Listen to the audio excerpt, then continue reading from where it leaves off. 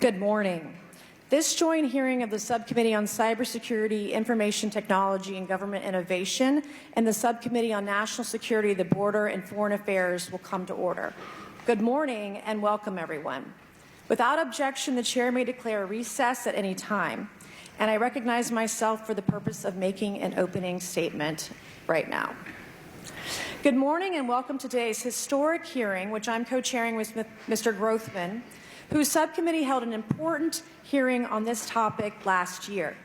I want to thank my colleagues on the Oversight Committee, including Mr. Burchett, Mr. Burleson, Ms. Luna, Mr. Moskowitz, Mr. Garcia, for their relentless drive to get answers on UAPs.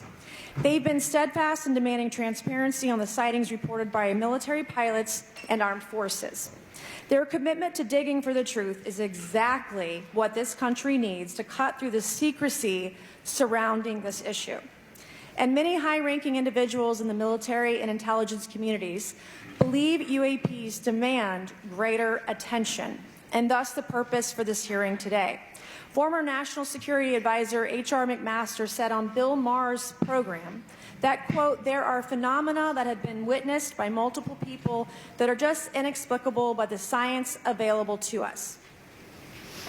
Army Colonel Carl Nell, a member of the federal government UAP task force, said at a conference this past May that non-human intelligence exists, non-human intelligence has been interacting with humanity. This interaction is not new, and it's been ongoing, and there are unelected people in the government that are aware of that. But UAPs remain a controversial topic. I'm not going to name names, but there are certain individuals who didn't want this hearing to happen because they feared what might be disclosed. But we stood firm. No amount of outside pressure would ever keep me from pursuing a subject to ground, come hell or high water. On that score, I want to thank our witnesses for being here. We have before us a panel of individuals accomplished in the military, in civilian government, in science, and in journalism. Some of the testimony you will hear them deliver today does not reflect well on influential individuals and agencies within the U.S. federal government and perhaps some of our contractors. It's never easy to present such information publicly, so I appreciate our witnesses voluntarily agreeing to being here today. This hearing is intended to help Congress and the American people to learn the extent of the programs and activities our government has engaged in with respect to UAPs and what knowledge it has yielded. This includes, of course, any knowledge of extraterrestrial life or technology of non-human origin. If government-funded research on UAPs has not yielded any useful knowledge, we also need to know those facts. Taxpayers deserve to know how much has it been invested, how much has been spent. They shouldn't be kept in the dark to spare the Pentagon a little bit of embarrassment. The reality is, despite their enormous taxpayer-funded budgets, the transparency of the Defense Department and the intelligence community have long been abysmal. The Pentagon has failed 6 consecutive audits In fact, it's never actually passed one. Adding to this is a runaway overclassification of documents and materials, a reluctance to declassify materials when appropriate, and at times an outright refusal to share critical information with Congress. In short, it's not a track record that instills trust. So Congress has tried in recent years to lift the veil and find out if information about UAPs is being withheld, not only from the American public, but also from their elected representatives in Congress. Part of the transparency effort was legislation created in the Pentagon, the All-Domain Anomaly Resolution Office, or AARO, but the new office is struggling to get its footing. A recent statutorily required report from AARO intended to illuminate the government's historic assessment of UAPs was heavily criticized by those seeking UAP transparency. The report has stoked suspicions AARO is unable, or perhaps unwilling, to bring forward the truth about the government's activities concerning UAPs. I'm disturbed that AARO itself lacks transparency. Even its budget is kept from the public.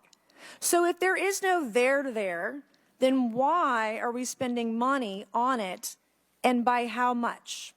Why the secrecy if it's really no big deal and there's nothing there? Why hide it from the American people? Because I'm not a mathematician, but I can tell you that doesn't add up. I expect some of our witnesses to share their views on that AARO report. We will also hear from the witnesses today allegations of UAP-related misinformation and disinformation by government officials of which they are personally aware and directly experienced. And we will hear testimony today concerning recent revelations about a purportedly secret UAP program whose existence and findings may have been improperly withheld from Congress. But before we get to the witnesses, we're going to have a few more opening statements from our colleagues. And one thing I wanted to add at the end of my closing statement is there is a document that will be entered into the congressional record today.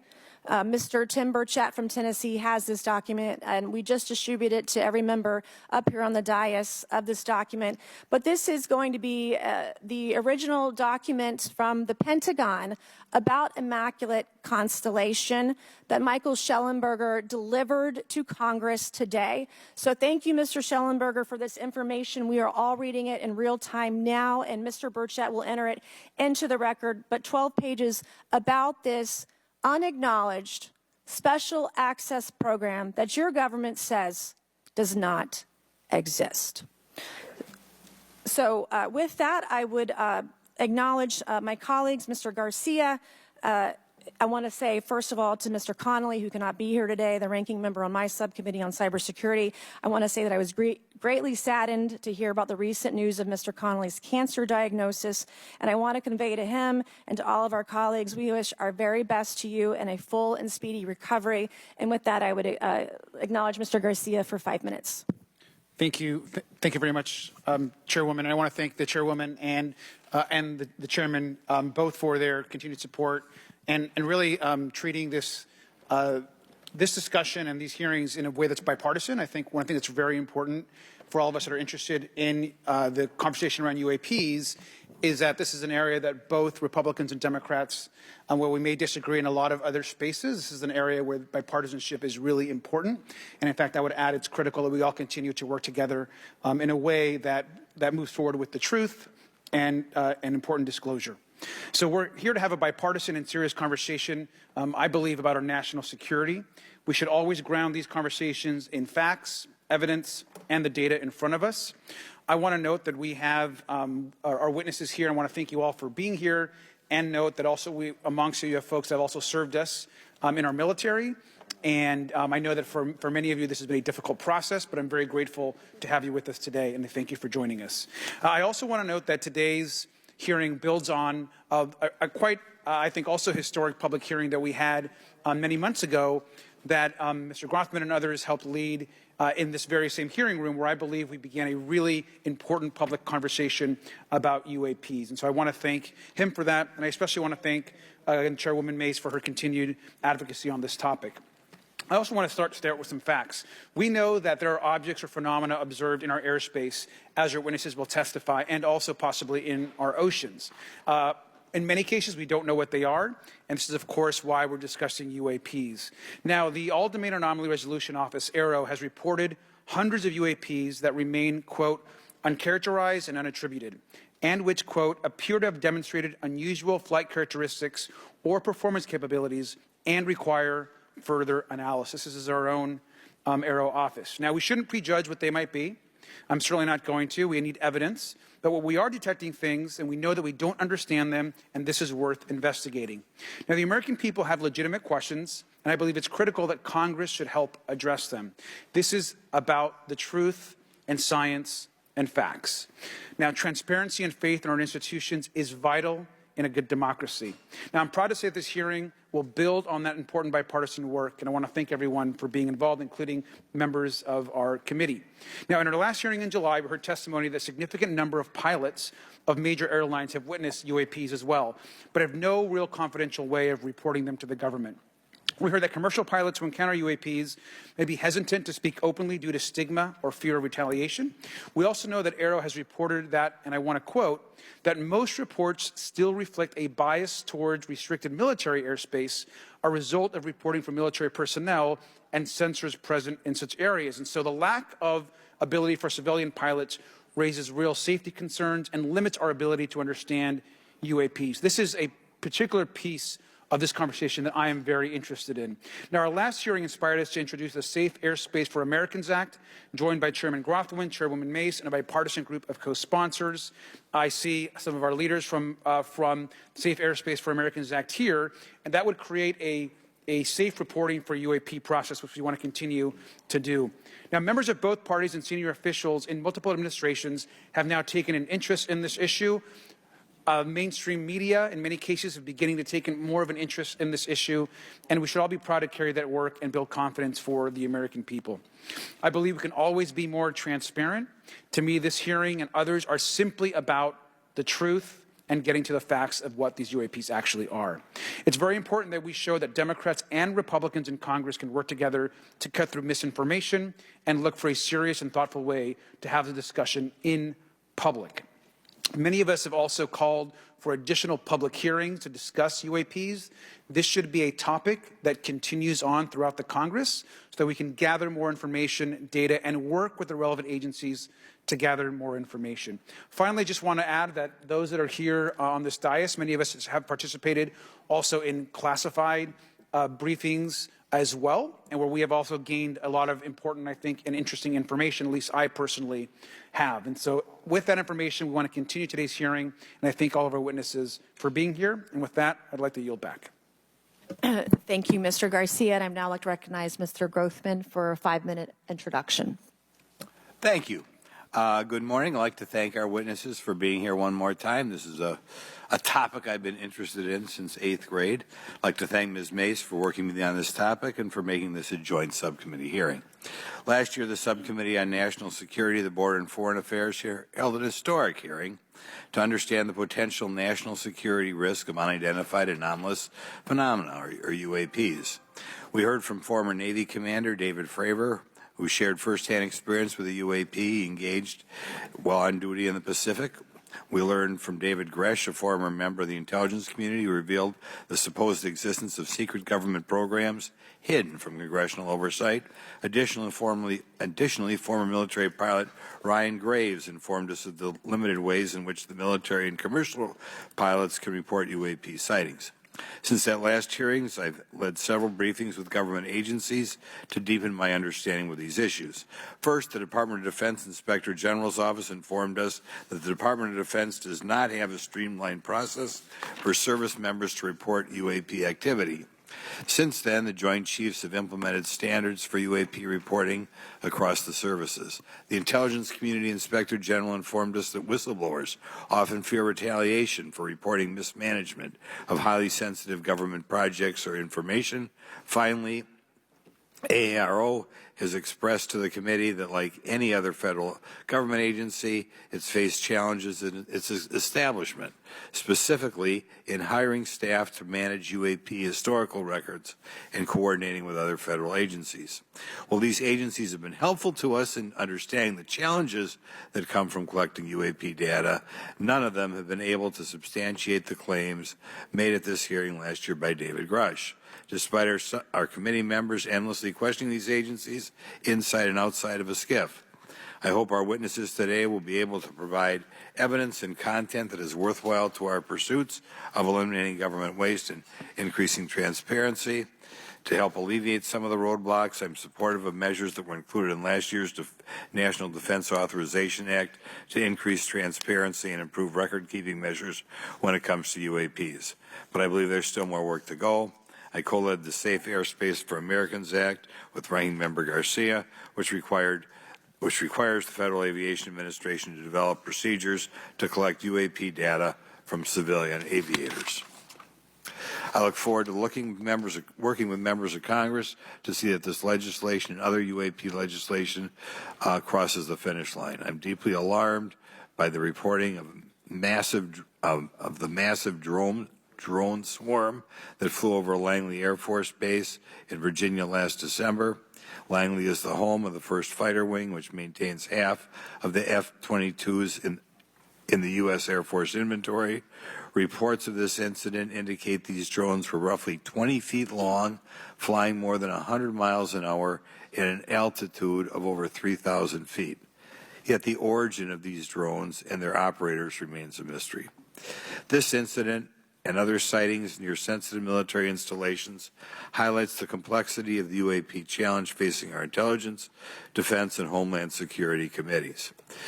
Whether these phenomena are the result of foreign adversaries developing advanced technologies or something else entirely, we must take them seriously, investigate them thoroughly, and assess their implications on national defense. The repeated UAP sightings around sensitive military sites underscores the need for innovative defensive strategies beyond traditional measures. They also highlight the urgent need for updated policies to address emerging threats as well as more effective interagency cooperation and intelligence sharing. However, none of this is going to be possible without transparency. For far too long, critical information about UAPs has been either classified or ignored, leaving the American public and key congressmen without clarity needed to make informed decisions. Declassifying reports and fostering a more open dialogue about UAPs will not only increase the public trust, but also encourage collaboration between government, the scientific community, and our allies. Quite frankly, there's been things that have been kept secret that is, I think, old enough that there is no reason it shouldn't be released, regardless of any so-called, private information. A transparent approach will allow us to share insights, identify patterns, and develop new strategic defenses. As we continue to investigate these phenomena, we must do so with a mindset of protecting our country, advancing scientific discovery, and upholding the trust of the American people, who right now I don't think have trust, and it's just obvious. I don't have trust. We cannot shy away from the unknown, especially when the stakes are so high. I look forward to discussing these matters with the witnesses today. I'm hopeful we can learn from the testimony and come out of this hearing with actionable ideas to advance UAP transparency. Actually, the idea is just to say, in my mind, go back 15 years and everything has to be released. I'm hopeful that we can learn from their testimony and come out of this hearing.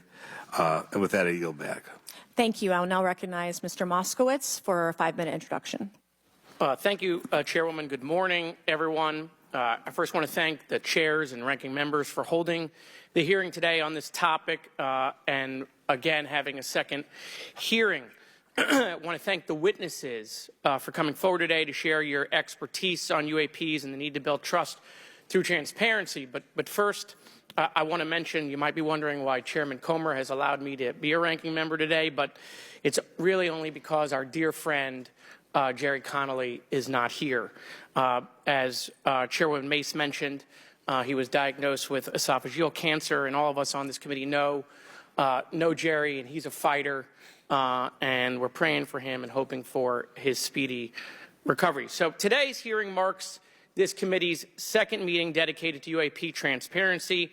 I was pleased, as I know all of us are, on the bipartisanship that existed in last year's hearing, and even though we can't talk about what happens in the classified settings, the bipartisanship that has existed in those settings with the questions members have asked. Last year's hearing was a great example of open dialogue about UAPs, and we must remain committed to sharing information with the American people.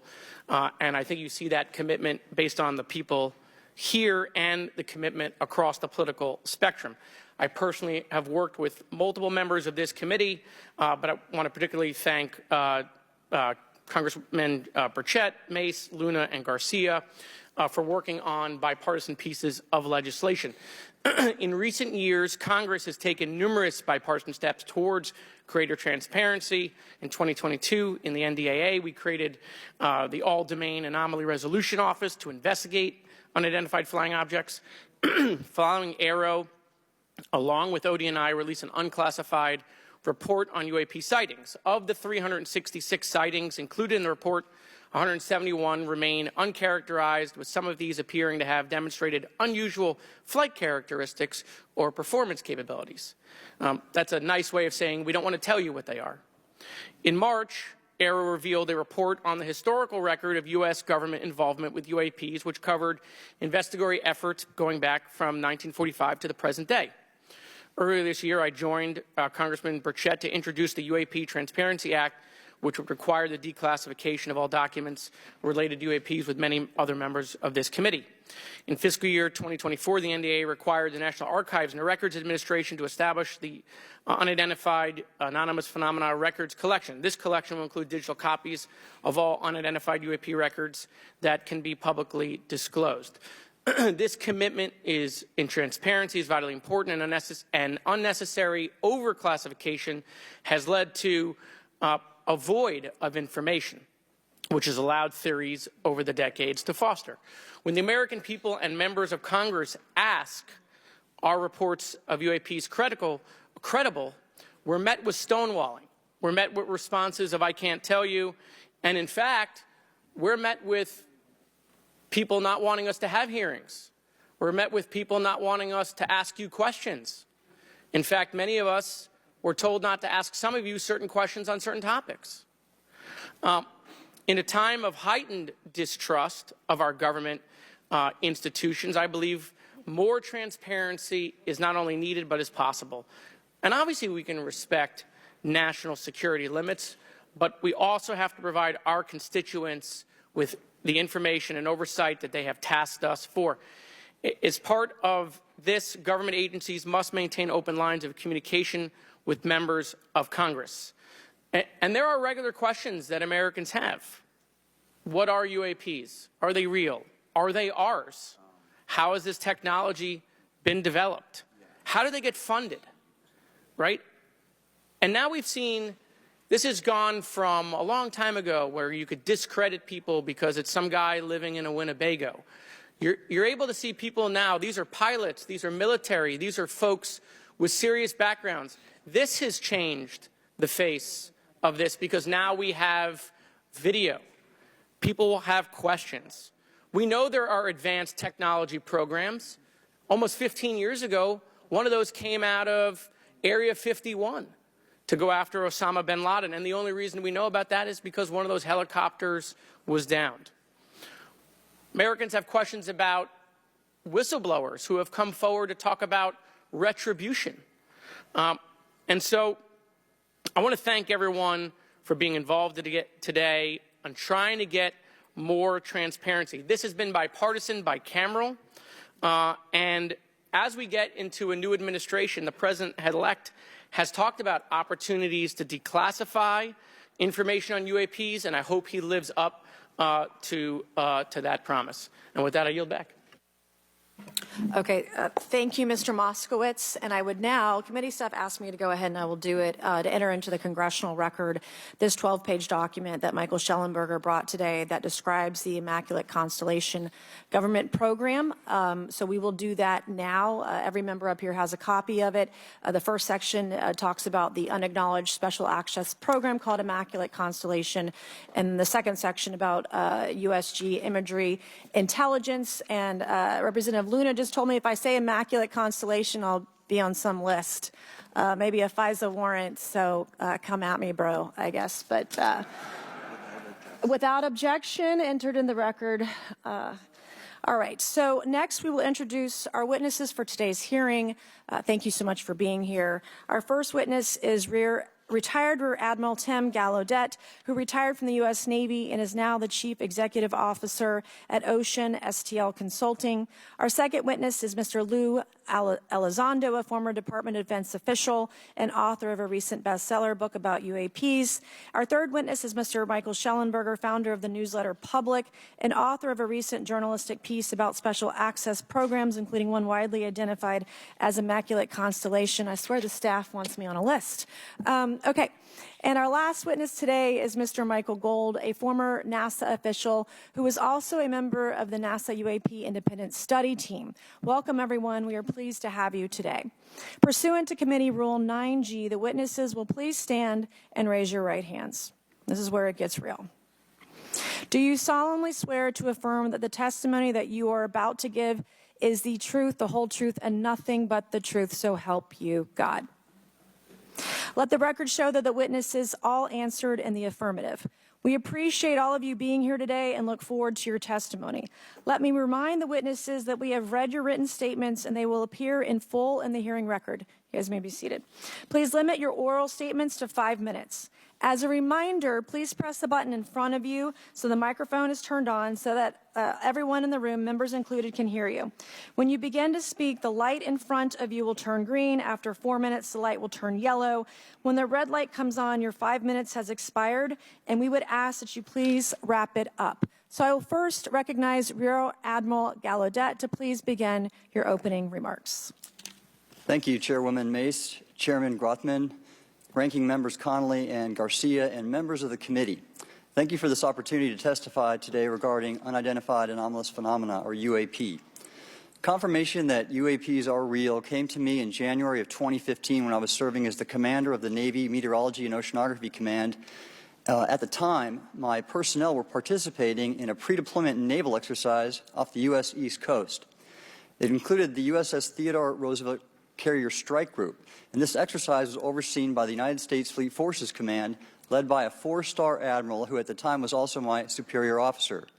During this exercise, I received an email on Navy's secure network from the operations officer of U.S. Fleet Forces Command. The email was addressed to all the subordinate commanders, and the subject line read in all capital letters, "Urgent Safety of Flight Issue." The text of the email was brief but alarming, with words to the effect, "If any of you know what these are, tell me ASAP. We are having multiple near mid-air collisions, and if we do not resolve this soon, we are going to have to shut down the exercise." Attached to the email is what is now known as the Go Fast video, captured on the forward-looking infrared sensor of one of the Navy F-A-18 aircraft participating in the exercise. The now declassified video showed an unidentified object exhibiting flight and structural characteristics unlike anything in our arsenal. The implication of the email was clear. The author was asking whether any of the recipients were aware of classified technology demonstrations that could explain these objects. Because the DoD policy is to rigorously deconflict such demonstrations with live exercises, I was confident this was not the case. The very next day, that email disappeared from my account and those of the other recipients without explanation. Moreover, the commander of Fleet Forces Command and the operations officer never discussed the subject, even during weekly meetings specifically designed to address issues affecting exercises like the one in which the Theodore Roosevelt Strike Group was participating. This lack of follow-up was very concerning to me. As the Navy's chief meteorologist at the time, I was responsible for reducing safety of flight risks. Yet it appeared to me that no one at the flag officer level was addressing the safety risk posed by UAPs. Instead, pilots were left to mitigate these threats on their own without guidance or support. I concluded that the UAP information must have been classified within a special access program managed by an intelligence agency. That is a compartmented program that even senior officials, including myself, were not read into. Last year's UAP hearing before this Oversight Committee confirmed that UAP-related information is being withheld from senior officials and members of Congress. And just this week, I learned from former DoD official Chris Mellon that satellite imagery of UAP from a few years ago still has not been shared with Congress. Equally concerning, last year's UAP hearing also revealed that elements of the government are engaged in a disinformation campaign to include personal attacks designed to discredit UAP whistleblowers. Having never signed a non-disclosure agreement regarding UAPs, and now as a private citizen, I've become an advocate for greater UAP transparency from the government. The continued overclassification surrounding UAPs has not only hindered our ability to effectively address these phenomena, but has also eroded trust in our institutions. While I applaud previous bipartisan legislation passed by Congress concerning UAPs, a more comprehensive approach is needed to address the broader implication of UAP on public safety and national security, as well as the socioeconomic opportunities that open UAP research could unlock. Therefore, I recommend Congress take the following action, which I believe will receive bipartisan support. First, establish robust oversight of the executive branch's management of UAP information by directing key officials, beginning with the director of the DoD's All-Domain Anomaly Resolution Office, to provide comprehensive briefings on what the government knows about UAP and does not know. 2, enact the provisions of the UAP Disclosure Act that establish a UAP Records Review Board to ensure independent oversight, transparency, and accountability in the government's handling of UAP information. And 3, strengthen the UAP Disclosure Act and future reauthorizations with provisions that mandate a whole-of-government approach to addressing UAP. In closing, I will share my personal reasons for speaking out on this topic. First, as a former science agency leader, having led the National Oceanic and Atmospheric Administration, I've always sought the truth in human knowledge and thought. Now that we know UAP are interacting with humanity, and these include unidentified submerged objects in the ocean, we should not turn a blind eye, but instead boldly face this new reality and learn from it. Additionally, at a time when leaders in government leave much to be desired, I feel obligated to show moral leadership on this issue of UAP disclosure by validating the credibility of the courageous men and women who have come out as witnesses and whistleblowers to expose the truth. My speaking out has encouraged others to do the same, and it's my hope over time that a number of your constituents will want to know the truth and about UAP, and this number will increase to such an extent that the congressional action I have just recommended will become inevitable. Thank you, and I look forward to your questions. Thank you. I will now recognize Mr. Elizondo for his opening statement. Greetings, Chairwoman Mace, Chairman Grothman, Ranking Members Connolly and Garcia, and members of the committee.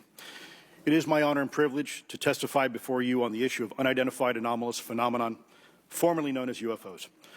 On behalf of our brave men and women in uniform and across the intelligence community, as well as my fellow Americans who have awaited this day, thank you for your leadership on this important matter. Let me be clear. UAP are real. Advanced technologies not made by our government or any other government are monitoring sensitive military installations around the globe. Furthermore, the U.S. is in possession of UAP technologies, as are some of our adversaries. I believe we are in the midst of a multi-decade secretive arms race, one funded by misallocated taxpayer dollars and hidden from our elected representatives and oversight bodies. For many years, I was entrusted with protecting some of our nation's most sensitive programs. In my last position, I managed a special access program on behalf of the White House and the National Security Council. As such, I appreciate the need to protect certain sensitive intelligence and military information. I consider my oath to protect secrets as sacred, and I will always put the safety of the American people first. With that said, I also understand the consequences of excessive secrecy and stovepiping. Nowhere was this more apparent than in the aftermath of 9/11, which many of us remember all too well. I believe that America's greatness depends on 3 elements. A watchful Congress, B, a responsive executive branch, and C, an informed public. Over the last decade and a half, I learned that certain UAP programs were and are operating without any of these elements. Although much of my government work on the UAP subject still remains classified, excessive secrecy has led to grave misdeeds against loyal civil servants, military personnel, and the public, all to hide the fact that we are not alone in the cosmos. A small cadre within our own government involved in the UAP topic has created a culture of suppression and intimidation that I've personally been victim to, along with many of my former colleagues. This includes unwarranted criminal investigations, harassment, and efforts to destroy one's credibility. Most Americans would be shocked to learn that the Pentagon's very own Public Affairs Office openly employs a professional psychological operations officer as the singular point of contact for any UAP-related inquiries from citizens and the media. This is unacceptable. Many of my former colleagues and I have provided classified testimony to both the Department of Defense and the Intelligence Community Inspector General, and many of us have subsequently been targeted by this cabal with threats to our careers, our security clearances, and even our lives. This is not hyperbole, but a genuine fact, and this is wrong. To fix these problems, I propose 3 principal actions. First, Congress and the President should create a single point of contact responsible for a whole-of-government approach to the UAP issue. Currently, the White House, CIA, NASA, the Pentagon, Department of Energy, and others play a role, but no one seems to be in charge, leading to unchecked power and corruption. Second, we need a national UAP strategy that will promote transparency and help restore the American public's trust at a time when the public's trust is at an all-time low. This strategy should include a whole-of-government approach, including the academic and scientific communities, the private sector, and our international partners and allies. Third, Congress should create a protected environment so whistleblowers desperate to do the right thing can come forward without fear. As it currently stands, these whistleblowers suffer because of stigma, a code of silence, and concerns about retaliation. These whistleblowers should be encouraged to come forward in ways that protect them against any forms of retaliation. Policies and procedures should ensure that protection, and for those who refuse to cooperate, it is up to the members of this committee and the other lawmakers to wield their subpoena power against hostile witnesses and prevent additional government funding to those UAP efforts that remain hidden from congressional oversight. In closing, we as Americans have never been afraid of a challenge. In fact, we thrive on them, whether it's eradicating polio or going to the moon. We don't run from a challenge, we take it head on. To the incoming administration and Congress, I say to you, we need immediate public transparency, and this hearing is an important step on that journey. If we approach the UAP topic in the same way as we, as Americans, have met other challenges, we can restore our faith in our government institutions. Together, we can usher in a new era of accountable government and scientific discovery. I believe that we as Americans can handle the truth, and I also believe the world deserves the truth. Thank you, esteemed members of Congress, for your time today. It is profoundly appreciated by many. Thank you. I ask unanimous consent for Representatives Ogles of Tennessee and Boebert of Colorado to be waived onto the subcommittee for today's joint subcommittee hearing for the purpose of asking questions. Without objection, so ordered. I would now like to recognize Mr. Shellenberger for his introductory remarks.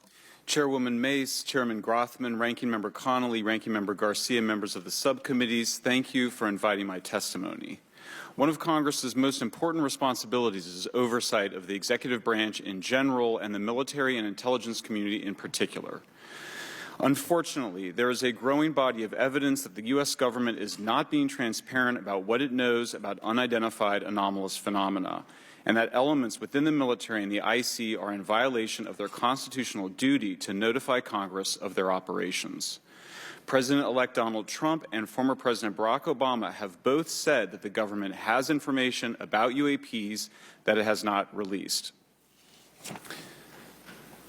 There are other explanations for UAPs than that they represent a new form of life or non-human life. Current dominant alternative theories, including those put forward by AARO, are that UAPs are some kind of natural phenomena we don't yet understand, like ball lightning or plasma.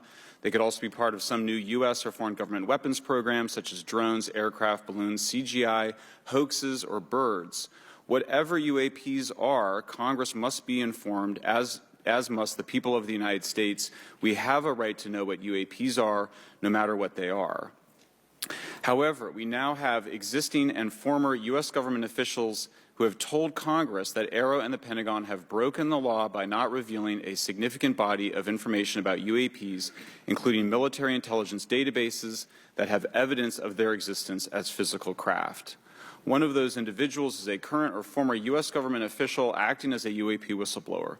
This person has written a report This is the report that says the executive branch has been managing UAP, NHI issues without congressional knowledge, oversight, or authorization for some time, quite possibly decades. Furthermore, these individuals have revealed the name of an active and highly secretive DoD unacknowledged special access program, or USAP. The source of that document told me, that the USAP is a strategic intelligence program that is part of the U.S. military family of long-standing, highly sensitive programs dealing with various aspects of the UAP problem. The new UAP whistleblower claims that the U.S. military and IC database includes videos and images taken using infrared, forward-looking infrared, full-motion video, and still photography. The report that was just shared with Congress says Immaculate Constellation serves as a central or parent USAP that consolidates observations of UAPs by both tasked and untasked collection platforms. Immaculate Constellation includes high-quality imagery intelligence and measurement and signature intelligence of UAPs, the whistleblower's report adds. The sources of this intelligence are a blend of directed and incidental collection capabilities, positioned in low Earth orbit, the upper atmosphere, as well as military and civilian aviation altitudes and maritime environments. The report to Congress details in detail various UAPs, including spheres, orbs, disks, saucers, ovals, triangles, boomerang, arrowhead, and irregular organic. The report describes various incidents found in the human intelligence databases. One involved orbs surrounding and forcing an F-22 out of its patrol area. In another incident, the crew of a Navy aircraft carrier watched a small orange-red sphere rapidly descend from a high altitude of 100 to 200 yards directly above the flight deck of the CVN, or aircraft carrier. And since my reporting on this Immaculate Constellation last month, another source came forward who told me that they saw a roughly 13-minute-long, high-definition, full-color video of a white orb UAP coming out of the ocean approximately 20 miles off the coast of Kuwait. It was filmed from a helicopter. Then halfway through the video, the person said the orb is joined by another orb that briefly comes into the frame from the left before rapidly moving again out of the frame. The person discovered the video on SIPR, the Secure Internet Protocol Router Network, which the DoD uses to transmit classified information. A leading UAP researcher who utilizes the Freedom of Information Act to find out what the government knows, John Greenwald, told me last year that the U.S. government had been increasingly denying his requests for UAP information.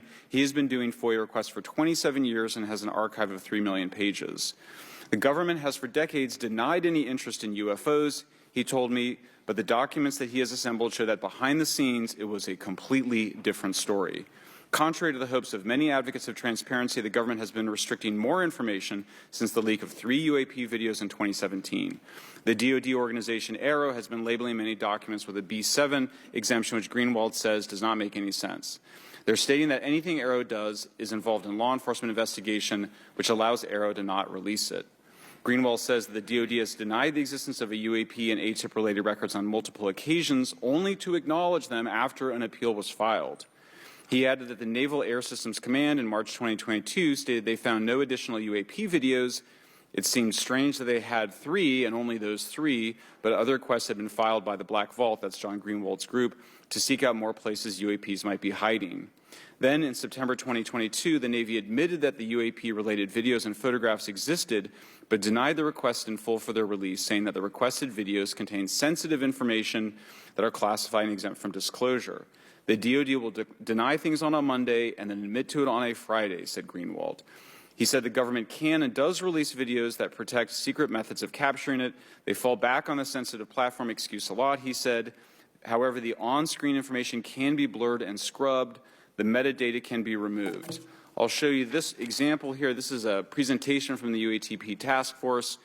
This is completely absurd. It's nuts, this level of censorship, of redaction on a document. It shows the redaction of how many reports they've collected, for how many years. 2 of the 3 potential explanations are blacked out. The Pentagon, the intelligence community is treating us like children. It's time for us to know the truth about this. I think that we can handle it. Thank you very much. Thank you. I would now like to recognize Mr. Gold for 5 minutes. Thank you, Chairwoman Mace, Chairman Grothman, Ranking Members Connolly and Garcia, Representative Moskowitz, and distinguished members of both subcommittees. I'm grateful to all of you, as well as your intrepid staff, for the opportunity to testify, and would like to begin by discussing courage. Courage is what it takes to tackle this topic, and courage in the face of adversity is what I see in front of me beside me, and behind me. Per my introduction, I am currently the Chief Growth Officer at Redwire Space and have had several leadership positions at NASA. That being said, I want to be clear that I am speaking exclusively on my own behalf and not for Redwire, NASA, or any other organization. However, I am here today to speak out for science. Science requires data, which should be collected without bias or prejudice. Yet, whenever the topic of UAP arises, those who wish to explore the phenomena are often confronted with resistance and ridicule. For example, members of the NASA UAP Independent Study Team, particularly those in academia, were mocked and even threatened for simply having the temerity to engage in the study of UAP. Our best tool for unlocking the mystery of UAP is science, but we cannot conduct a proper inquiry if the stigma is so overwhelming that just daring to be part of a NASA research team elicits such a vitriolic response. Therefore, one of the most important actions that can be taken relative to exposing the truth of UAP is to combat the stigma. And this is where I believe that NASA can be eminently helpful. The NASA brand is synonymous with hope, optimism, and credibility. If you were to take a walk down the National Mall, you would immediately see the NASA logo on T-shirts, hats, and bumper stickers. Few federal agencies enjoy this kind of popularity. I've never seen anyone wearing an Office of Personnel Management T-shirt, which is why NASA could play such an influential role. Specifically, NASA could, with relatively little cost and effort, host symposia on UAP, or even just participate in existing panels examining the topic. NASA personnel stepping forward and participating in such discussions would make a powerful statement to the scientific community that UAP should be taken seriously and researched accordingly. In regard to research, NASA has vast archives, much of which may contain important UAP data. Again, for relatively little cost and effort, NASA could create an AI or ML algorithm that could search the agency's archives for anomalous phenomena. I suspect that such an effort would not only result in information that will help us to understand UAP, but could result in data that will assist in other areas of scientific inquiry, such as anomalous weather or meteorite activity. Beyond its existing archives, NASA could act as a clearinghouse for civilian and commercial UAP data. During my work on the UAP Independent Study Team, it quickly became evident that there is no clear or well-publicized process for civilian pilots to report UAP sightings. The stigma associated with UAP hampers the number of pilots that would report such phenomena, but even for those who overcome the stigma, I believe the current FAA guidance is largely unknown and poorly understood. In order to effectively collect UAP data, the independent study team recommended the use of NASA's Aviation Safety Reporting System, or ASRS. This system, which is administered by NASA and funded by the FAA, provides a confidential means for the reporting of safety violations in a voluntary and non-punitive manner. Over 47 years, the ASRS has collected nearly 2 million reports. ASRS is the perfect tool to collect UAP data, which could then be collated by NASA and shared with the public at large. Leveraging ASRS could create a treasure trove of UAP data, potentially hundreds of thousands of reports, supporting this hearing's goal of exposing the truth. And I'm grateful to our two co-chairs and other members who have already incorporated this idea into proposed legislation. At this hearing, and as others have demonstrated, the UAP issue is justifiably dominated by national security and defense.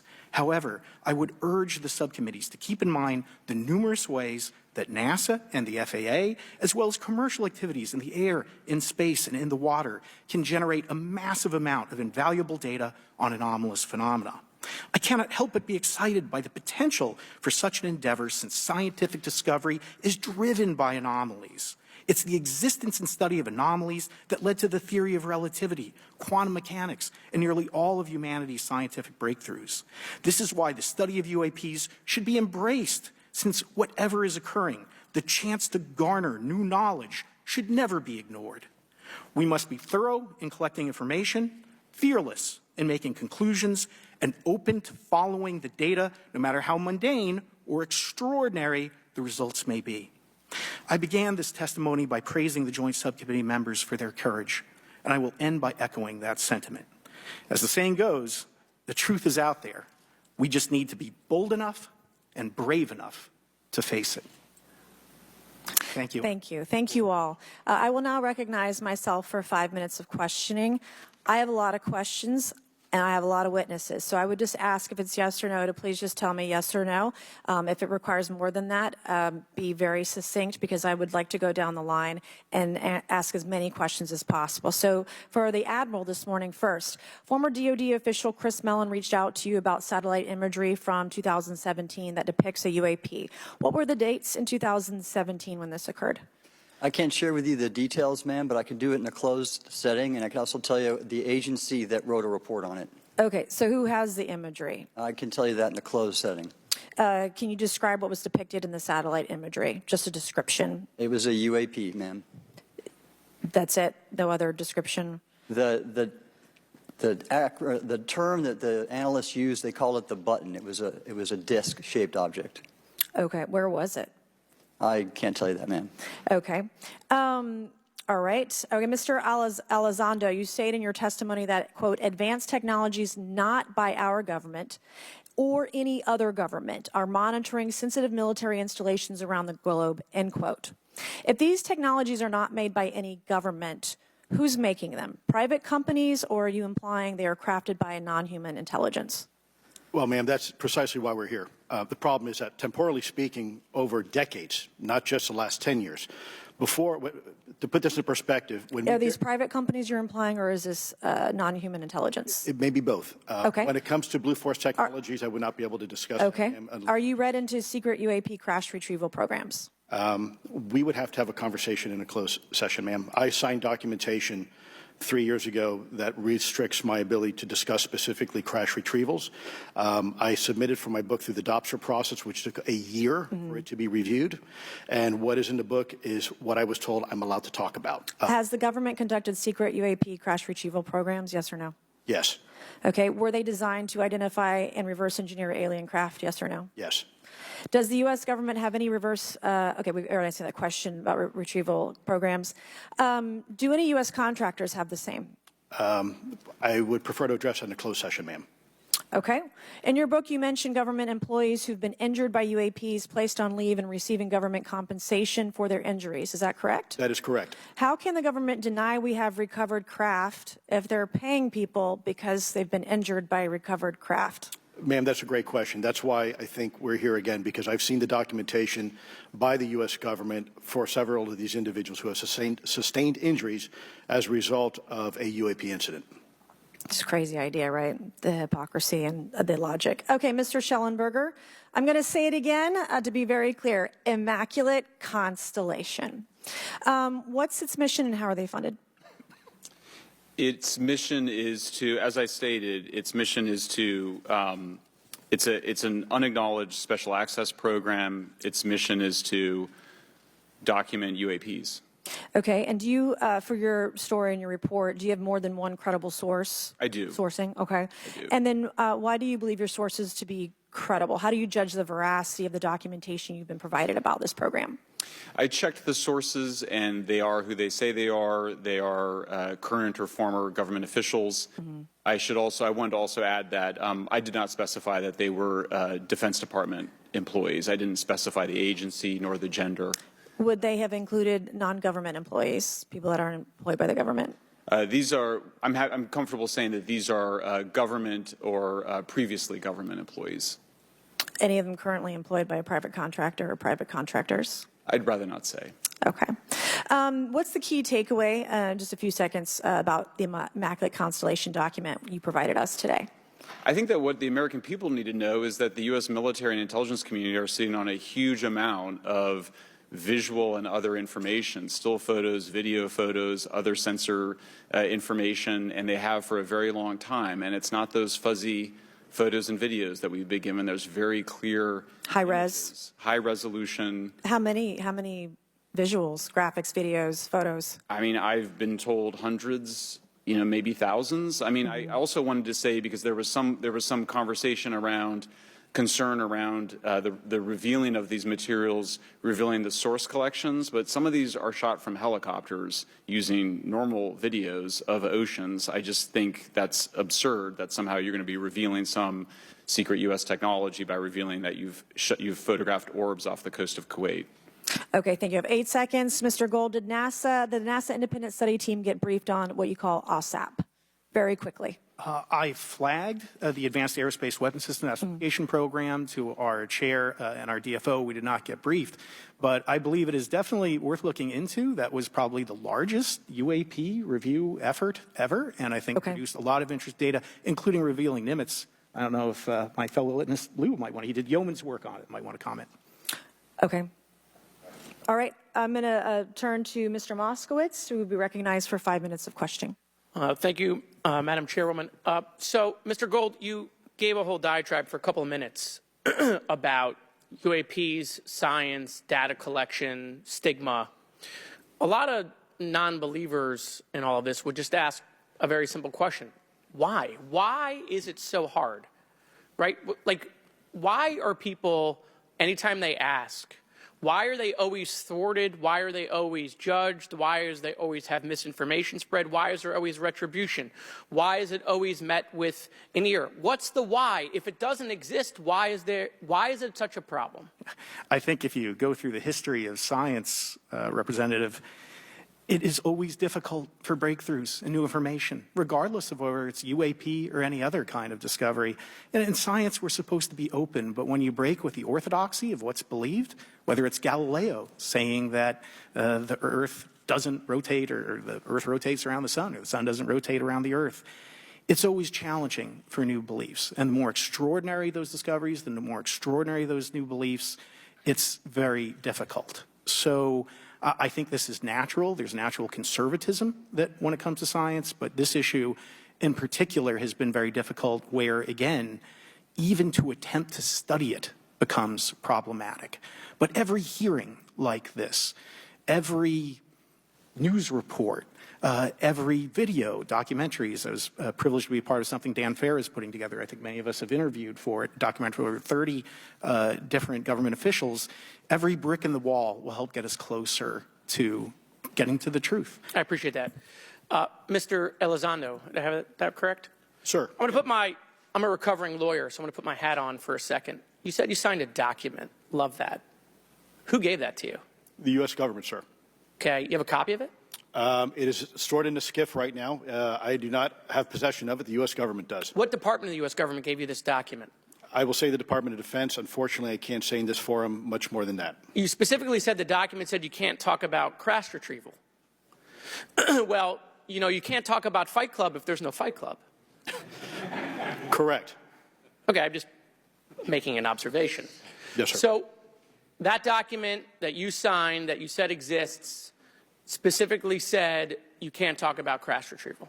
Correct, sir. It was a limitation on what because already I'd been speaking publicly about the topic, and so the document said you can continue saying X, Y, Z, but you cannot discuss the topic. When you give me the atmosphere of signing this document. You're in a room by yourself? I'm in a SCIF with a security officer, sir. Just one-on-one? Anybody else? There may have been an assistant as well. It was in a SCIF within a Department of Defense facility. Give me your background real quick. My background is I went to school to study microbiology and immunology, entered into the U.S. Army, and after a very short stint in military intelligence, I became a counterintelligence special agent. As a civilian, later on I became a special agent in charge, running investigations in counterterrorism and counterespionage primarily, with some experience in counterinsurgency and counternarcotics. And then in 2009 timeframe, when I came back to the Pentagon after a tour with the Director of National Intelligence, I quickly became part of a program that was originally called OSAP that evolved into the program now called ATIP, which is where those videos that we now see, the Go Fast, the Gimbal, the FLIR, that was part of our effort, sir. Right. So you're not some conspiracy theorist. You actually have a legitimate background. Well, sir, I'm certainly not a conspiracy theorist. I'm fact-based, just a fact. So when you're in this room, I want to paint the picture of everybody. You're in this room, you're by yourself, you're in a SCIF, you're handed a document. How long is the document? It's about a page front and back. So basically you have some things they call trigraphs, which I cannot, again, talk to. How long were you given to sign the document? As long as I needed, sir. And what if you didn't sign it? Well, I suspect there'd be repercussions. I wouldn't have access to certain information. Were you allowed to conduct ask a lawyer, or weren't allowed to ask for a lawyer to review the document? It wasn't an option, but they probably wouldn't have allowed me to, because the document itself is pretty explicit about you have to be, wait, you're putting me in an interest. Let me try to thread the needle here. There are certain documents that we have in the U.S. government that allow people to have access to certain programs, whether it's a special, and I'm going to be very generic here, whether it's a special access program or a controlled access program, SAP, CAP, whatnot. How many people have to sign that document? It depends how many people are going to get access to the information, sir. Okay. Last question. Doctor, real quick, can you tell us about the Omaha incident in greater detail? I've read your background, right? Some people would label you as a member of the deep state since you worked in government for a long period of time. But can you tell us more about that incident? You've written a lot about that. I wrote a lot about incidents like it, Congressman, but that specific incident involved the USS Omaha, the littoral combat ship of the U.S. Navy operating off Southern California. I don't remember the exact date. It was within the last decade. And what the watchstanders on the bridge observed was a UAP, again, something that was aloft but had no observable exhaust or control surfaces. So it was something that couldn't be explained.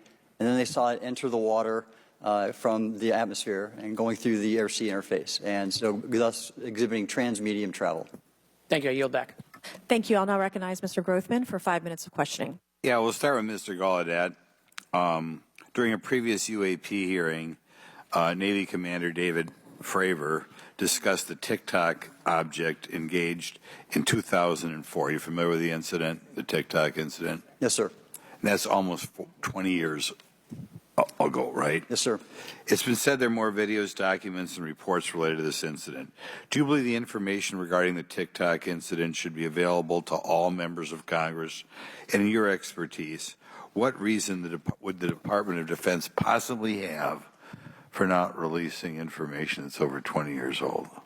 Thank you, Congressman. I don't think there's any good reason to withhold information and important data, especially of national security concern, from Congress. Well, what would they say? I will speculate, sir, that they don't want to share that kind of information because it reveals weaknesses in our ability to monitor and protect our airspace. Okay. In your written testimony, you claim last year's UAP hearing before this Oversight Committee confirmed that UAP-related information is, well, it's not only being withheld, but that elements of the government are engaging in a disinformation campaign to include personal attacks designed to discredit UAP whistleblowers. Could you elaborate on that statement a little? Yes, sir. Earlier this year, I met with the DoD's All-Domain Anomaly Resolution Office, and what I thought would be a 90-minute meeting just to meet with leadership turned out to be an hours-long influence operation on me, where I was they attempted to convince me of the validity of the very flawed and error-ridden historical records report. In addition, they tried to have me question very valid UAP reports like the Tic Tac incident, and even coming to stating possibly that the Tic Tac was American technology. And then, of course, if you ask David Fravor or Alex Dietrich, the two witnesses, they were convinced it was otherwise. And then, and they also cast discredit on various UAP whistleblowers and witnesses to question their validity and credibility as witnesses. Okay. We'll go to Mr. Elizondo. Hope I got that right, or not at least Close not enough, that sir. You're familiar with the recent drone incursion over Langley Air Force Base? Yes, sir. The owners of these drones remain unclear. The U.S. military has not been able to give us in Congress an answer. Given your experience with the Department of Defense and the intelligence community, how frequently are UAP sightings over military installations? And secondly, I suppose hypothetically you could have incursions over just, say, regular airports. Is it obvious these incursions are more likely over military facilities than just a random airport out there? Yes, sir. There's definitely enough data to suggest that there is certainly some sort of relationship between sensitive U.S. military installations, also some of our nuclear equities, and also some of our Department of Energy sites. There is a long historical record that some of your colleagues may have, documentation that demonstrates this. This is not a new trend. This has been going on for decades, and that information has been obfuscated, unfortunately, from folks like you in this committee. And I think that's problematic because ultimately, at the end of the day, we have a significant situation here. We have something that can enter into U.S. airspace completely with no attribution. And how long has this been going on? Sir, decades, and there's information that will hopefully be entered into the record. Can you think of any possible reason why they can't release any information they have on something, say, 15 or 20 years old? Sir, if I could echo my colleague here, Admiral Gallaudet, I think one of the big issues that we have in the intelligence community, Department of Defense, is we don't want to broadcast any potential vulnerabilities or weaknesses in our national defense systems or on intelligence collection platforms. Therefore, when you have a conversation where you address a problem for which there is no solution, it makes that a very uncomfortable conversation to have. Okay, we'll switch to Mr. Shellenberger. The primary reason you're here today is because you published an article on the news publication that you own called Public, right? Alleging that a new unnamed government whistleblower has come forward asserting that a highly classified program exists dedicated to recovery and reverse engineering of UAP technologies. Can you give us what specific evidence you have or that your source provided you to substantiate the claims about the existence of the Immaculate Constellation program? Well, you have the report in front of you now, so you can see it for yourself. I checked the report, and I did not find it based on existing cases. It was new cases for me. I hadn't found anybody. So that answered for me that it was not obviously circular reporting, which is one of the big concerns in this space. I also had the name of the program confirmed by more than one additional source. So yeah, and then of course I checked to make sure that the source was who they claimed to be. Okay. I should also say that when I said before it was this database, it is a much broader program than that. It also includes human intelligence, and then, as you mentioned, the retrieval and the reversal. Any knowledge of what country these things originated in?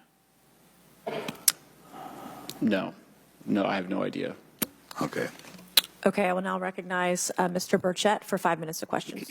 Thank you, Chair Lady. I request unanimous consent to enter into the record documents provided to us regarding legacy UAP programs and psychological operations. Lou Elizondo. So ordered. I also want to thank my buddy Jeremy Corbell for providing us documents and access to some whistleblowers. Mr. Elizondo, what is your last position with the federal government? Sir, I was the Director of National Programs Special Management Staff managing a White House Special Access Program on behalf of the National Security Council. How would you characterize UAPs? An enigma, sir, and a frustration. We're talking about technologies that can outperform anything we have in our inventory. And if this was an adversarial technology, this would be an intelligence failure eclipsing that of 9/11 by an order of magnitude.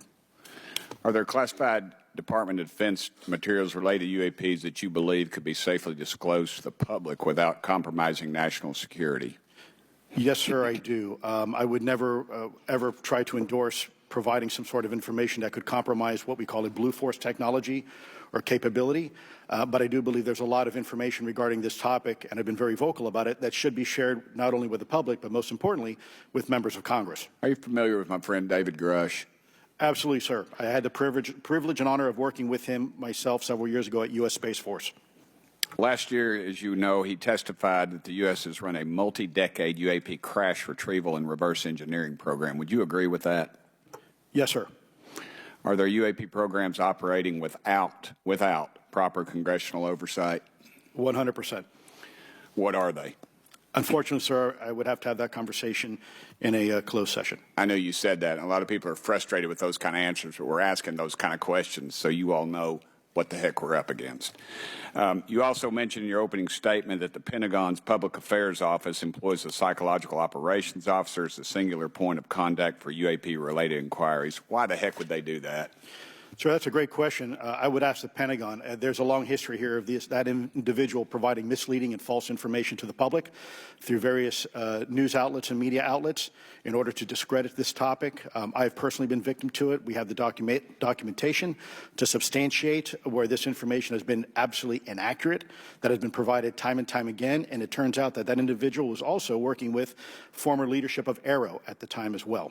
And we punish them by giving them multi-million dollars more than they ask for every year. Admiral Gallaudet, you mentioned in your opening statement on an email you received from the operations officer of the Fleet Forces Command regarding unknown objects almost colliding with U.S. military planes. Did anyone respond with knowledge of what the objects were?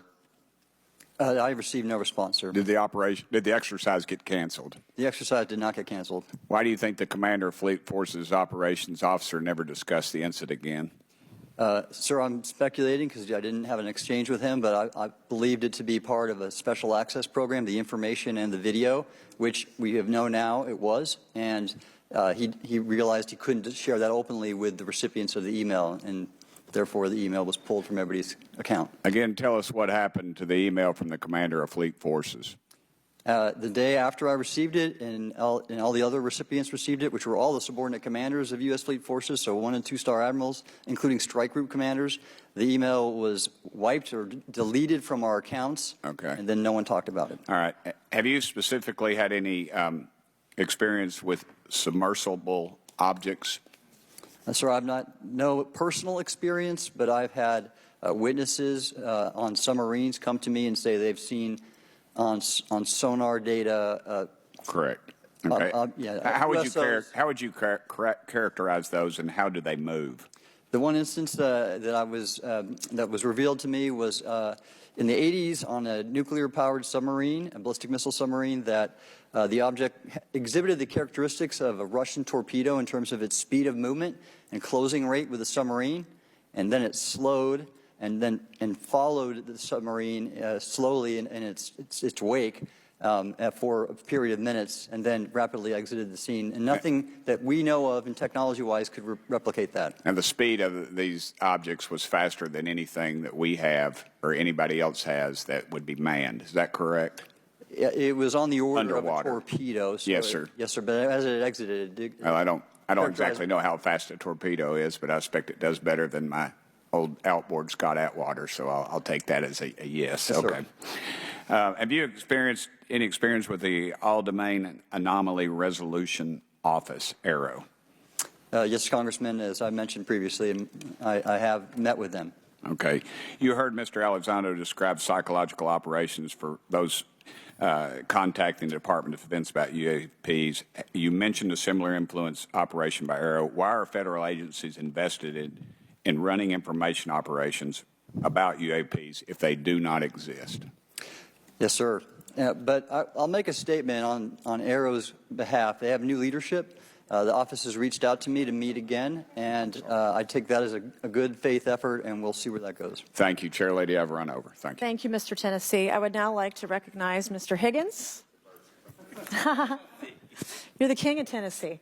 Mr. Higgins, you're recognized for 5 minutes of questions. Thank you, Madam Chair. Mr. Elizondo, Mr. Shellenberger notes in the report that we've been given for this hearing.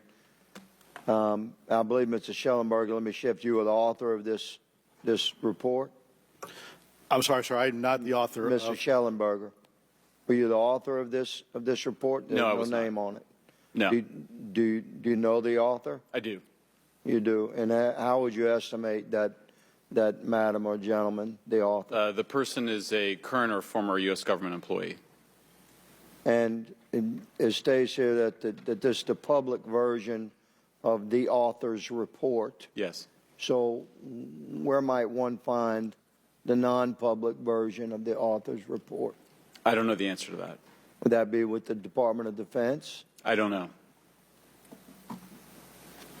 But you do know the author. I do. Do you know what the author's sources were? The author's sources are described in the report. These databases, the Immaculate Constellation. Right, but you expressed some confidence in the sources. I would. Earlier in I testimony you express confidence. So do you know those sources? I do. Are they within the Department of Defense? I can't say. You can't say or you won't say? I won't say. Okay, why not? Because I protect my sources, and I think the reason. But you're not naming them. It's a big department, but many of us on my side of the aisle would say it's far too big. So you're talking about the Department of Defense, sources from within the Department of Defense? I'm not willing to reduce the potential universe of where my sources might be. Okay, moving on. In this report, Mr. Elizondo, for reference, several types of allegedly alien craft or possibly alien craft or unknown aerial phenomena, what we used to call UFOs, are described. Spheres and orbs, discs and saucers, oval or tic-tac, triangular shape, boomerang and arrowhead, and irregular or organic. Mr. Elizondo, does that summarize to you the types of craft that we're discussing today? Sir, that is a general morphology, historically speaking, of many UAP. So those descriptions are very different craft. Is it your assessment that they would come of different origins? It's possible, but it also could be in sense a matter of utility. And let me just state for the record, I never read the report that or the article that Mr. Shellenberger put out. The reason That's a good point. We're just referencing it. Yes, sir. For descriptive purposes for the American people.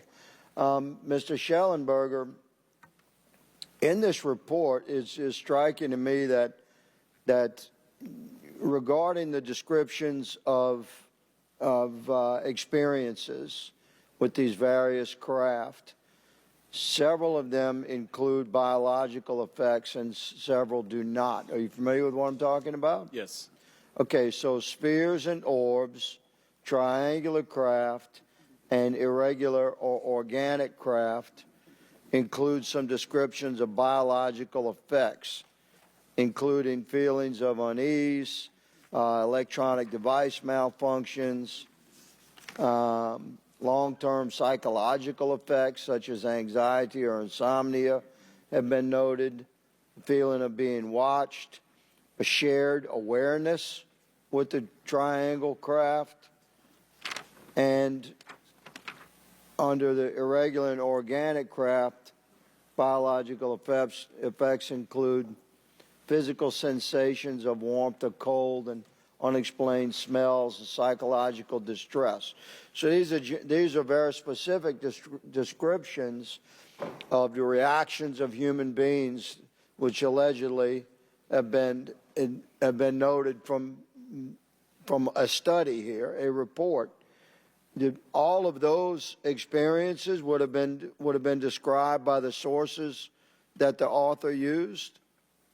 I'm not sure I understand. This is a very broad description of biological effects, and it's striking to me that they are present with relation to some types of craft, but absent in others. This would require a great deal of research and study. Can you explain that?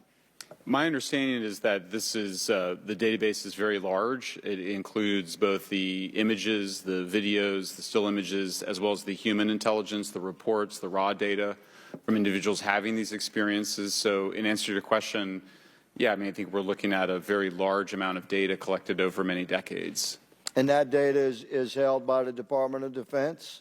Well, I will say that after I published, I was told that this program, that the USAP was actually managed by the Department of Defense but held at the White House. Roger but that. That's a single source, and I don't have multiple sources to verify that. Thank you, sir. I did my best to trick an answer out of you, but I was partially successful. Madam Chair, I yield. Thank you. I now recognize Mr. Frost for 5 minutes of questions. Thank you, Madam Chair. In addition to serving on this committee, the Oversight Committee, I also serve on the Science, Space, and Technology Committee, where we often discuss how essential data and evidence are used in science and used at departments such as NASA. During a hearing, NASA Administrator Nelson affirmed the importance of NASA in helping us to understand UAP.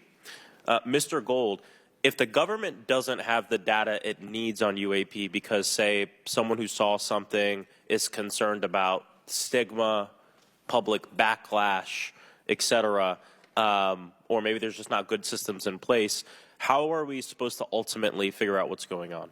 Yeah, thank you for the question. And let me compliment Administrator Nelson that there wouldn't have been a UAP independent study team if it wasn't for his leadership and courage.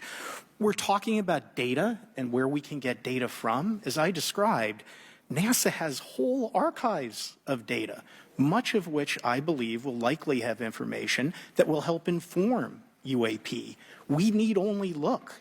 And again, in an era with AI and ML, we can relatively quickly and easily go through it. So I think it's something that we should encourage NASA to do. However, per Chairman Grothman's comment about UAP focusing on national security sites, I believe there's something, sir, that you may have heard of called sensor bias. That because we've got more cameras, more monitoring of national security, we don't know how extensive UAP activity may be over civilian areas. And this is to the second part of your question where we're not collecting the data. We're not collecting sufficient data from pilots. We're not collecting sufficient data from civilian and commercial activities. And this is, again, where ASRS, I think, could substantially change that, get the data out there, and allow us to do good science. Yeah. Thank you. I mean, on the data, you know, I'm a really big proponent of transparency. But obviously, there's always a little bit of balance that we have to have in government on transparency as well. I mean, last year, NASA appointed a director of UAP research in response to the recommendation by the independent study team. In the final report, there's a quote, despite numerous accounts and visuals, the absence of consistent, detailed, and curated observations means we do not presently have the body of data needed to make definite and scientific conclusions about UAP. Can you just talk really quickly about that balance of security and transparency? So I can say, having served at NASA, it is the most transparent organization I've ever been in. When we would have conversations of executive leadership, things would leak out almost instantly. So I can assure you, intentionally or not, NASA's very transparent.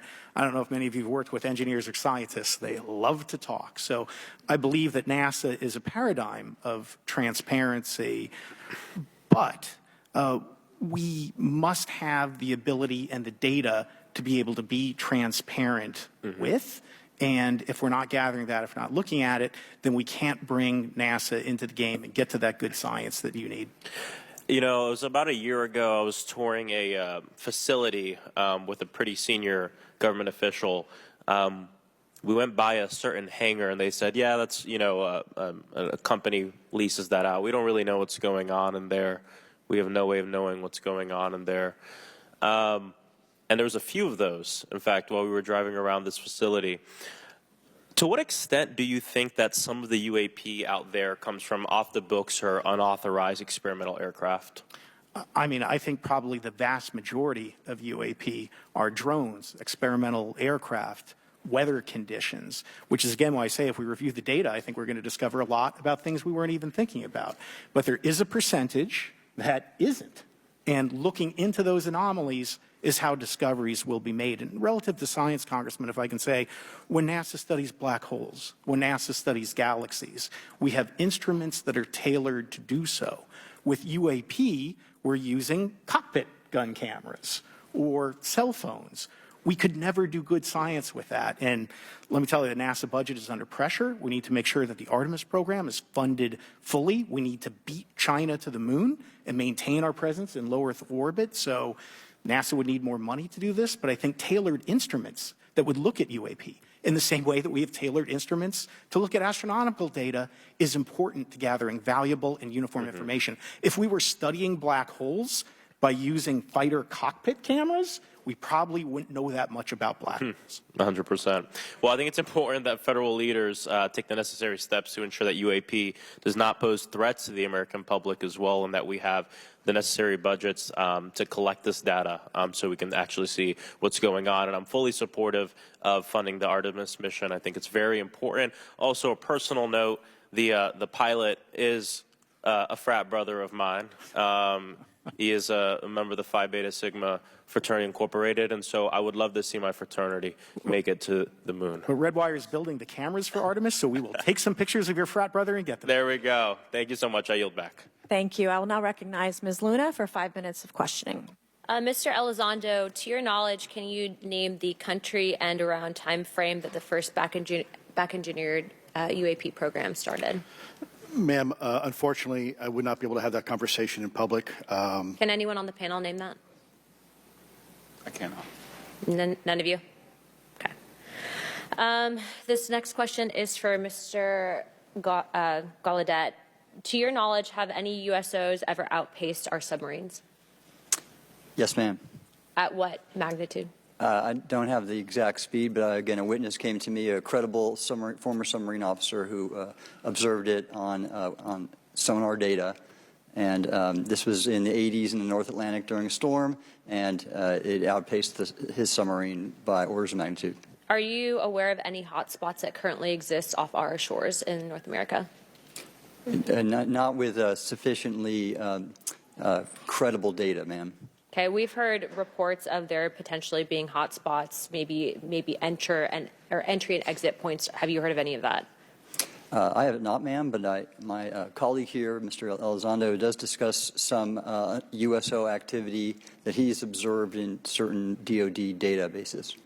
Mr. Elizondo, in regards to these aircraft being piloted by whatever they might be, non-human biologics, would you agree that it's likely that they are being piloted by some mind-body connection? Ma'am, I think it is safe to presume here that they are being intelligently controlled because some cases seem to anticipate our maneuvers, and in other cases they seem to, I came across an email where the word stalked was used in a very secure email between Navy officers discussing their ships being pursued by a UAP. In our previous panel, we had Grush, and he had testified to say that some of these were interdimensional beings. Can you speak on that at all? Ma'am, I'm not qualified, certainly as a scientist or otherwise, to speculate points of origin. I looked at everything from a scientific perspective. So if you look at, for example, instantaneous acceleration, which was one of the observables of the program that I belong to, ATIP, the human body can withstand about 9 G-forces for a short period of time before you suffer negative biological consequences, blackouts and ultimately redouts and even death. Comparison, our best technology, the F-16, which is this older platform, but one of our most highly maneuverable aircraft, manned aircraft, made by General Dynamics, can perform about 17 or 18 G-forces before you start having structural failure, meaning that the airframe begins to disintegrate while you're flying. The vehicles we're talking about are performing in excess of 1,000, 2,000, 3,000 Gs. So I guess would it be safe to infer that they're living craft? I'm not prepared at this point to state for the record is something alive or not, because even that definition is hard. There was a time in science we thought that life required oxygen, and we now know that's not true. There are anaerobic bacteria that thrive in oxygen environments that lack oxygen. And so also same with photosynthesis. When I was in college, I was told everything is derived from photosynthesis as a form of energy. In reality, that's not true. There are things that live off of chemosynthesis. So we're constantly having to reevaluate our understanding of what the definition of life is. Mm-hmm. Do any of you ever come across reports from people that claim to have firsthand experiences with these entities, whatever they might be, or these aircraft, and then as a result, whether or not they're religious, find that these things will automatically disappear? Anyone, this is open to any of you on the panel. So just real quick, because I'm running out of time. Lou? Ma'am, I've always been a nuts and bolts kind of guy. When I was at ATIP, I was focusing more on the performance characteristics and less on the potential occupants. Okay, the reason I ask is because it seems like, just based on our conversations, that we've had people that say that there are good and bad of whatever these things are. And so my concern from a national security perspective is A, that true? B, are you guys hearing the reports of that? And C, I think moving forward in regards to technology, Mr. Gold, if you can answer this real quickly, some of these aircraft, it seems that they are operating off of energy that we don't currently have. But just yes or no, in your opinion, if we were able to obtain that, would that impact humanity for the better or negative? Would certainly save us some money on funding on Artemis. Definitely. And this is a national security issue, that if there is such technology out there, we're not the only country that might have access to it. We don't want to be on the wrong end of technological surprise. Okay. Thank you guys for your time. All right, thank you. I will now recognize Mr. Garcia for 5 minutes. Thank you, and I apologize for stepping out. My governor is here upstairs, so I'm trying to get in between meetings, so apologize for that. I want to just start by just asking everyone on the panel or witnesses, and I had a chance to read all the testimony before, but just to set the agenda, just if we can go down real briefly, do you believe, just for the record, that the federal government, any part of the federal government, is knowingly concealing evidence about UAPs from the public? Yes, sir. 100%. Yes. Yes. Thank you. I also want to just go down the line. I know many of you have already said this, but I just, for the record again, just briefly, what do you believe UAPs could be or are? Strong evidence that they are non-human, higher intelligence. I echo my colleague's comment, sir. Genuinely do not know. Don't know, but we must find out. Okay, thank you. I appreciate those answers, gentlemen. I think this is obviously another remarkable hearing with just really important information, so I thank all of you for answering the questions. Admiral, I just want to go back to one thing. Now, last year, our subcommittee heard from 2 retired Navy pilots, Lieutenant Ryan Graves and Commander David Fravor, regarding UAPs. Actually, I think Ryan is here in the audience and been a great person to get to know and to have conversations with. He, of course, has been involved in the Safe Airspace for Americans Act with Chairman Graves, with Chairwoman Mace for UAP reporting by civilian aviation personnel. Can you discuss briefly why it's important for civilian pilots to be able to report UAPs and why these legal protections are critical for our national security? Yes, Congressman, thank you. And I did invite Ryan Graves as my guest, as I'm on his advisory board for the Americans for Safe Aerospace, and the legislation that you supported and introduced, I fully support as well. And I think it's important that more civilian pilots, commercial pilots, report so we can better understand and learn and do research on UAP, as well as remove the stigma so more citizens report on what they observe. And also, it will only contribute to aviation safety when we have a better understanding of where these UAP are, how they operate, and at what frequency and what capability level. So it's important for aviation safety, and it'll be important for moving science and research forward. Thank you, sir. And I just want to reiterate to my colleagues, I mean, this is a very bipartisan piece of legislation, and we just got to continue to get this through the Congress, and it's incredibly important that civilian pilots have the opportunity to safely report the UAPs that they are seeing or encountering in the air. And I can't express how critical this piece of what I believe is a larger collection of evidence and facts actually happen. We've been approached by pilots. I've talked to folks that have been engaged with our office and others, and there is still enormous stigma. And essentially, we don't have a system where folks are feeling free to be able to report what they're seeing. And so I just want to reiterate that.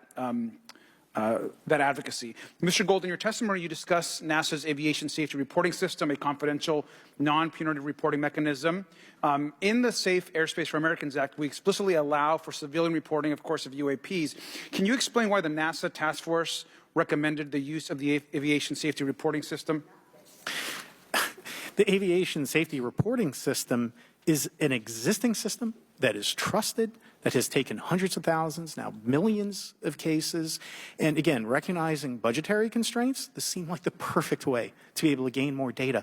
And when it comes to the stigma, sir, it's something that pilots are used to reporting on, that crew is used to reporting on. So it's a great way to get data, to overcome the stigma without spending really that much more additional money since the system exists. Thank you so much for your support of that. Thank you for what Ryan Graves does. This is a common sense means to expose the truth of UAP for the purpose of this hearing. Thank you. And I just want to also add, now earlier this year, as part of the House Defense Authorization Bill, the NDAA, I had filed an amendment to include the UAP Disclosure Act, which would create a UAP Records Review Board and exercise with exercise of eminent domain over UAP-related material, modeled actually on the JFK Assassination Records Collection Act, which is widely known. Now, the amendment was blocked, but thankfully the Senate included the amendment by Senator Rounds and Schumer for the UAP Disclosure Act. So I just again want to say that we should be pushing and ensuring the UAP Disclosure Act, which is bipartisan in its support, should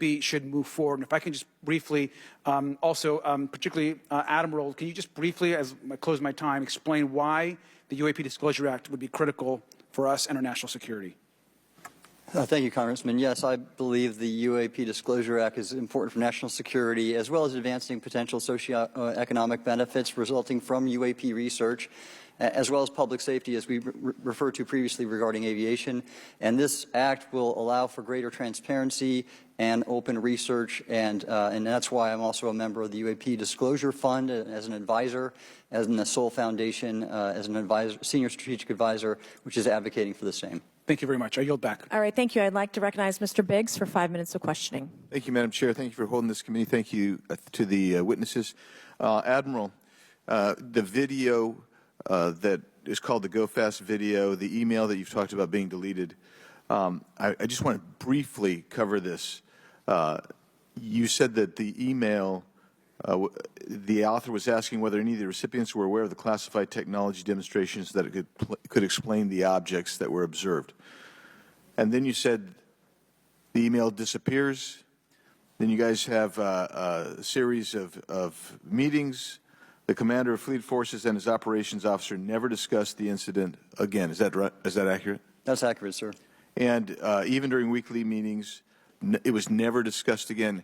My question for you is, you were in those meetings. Did you personally hear that nothing was going on about that?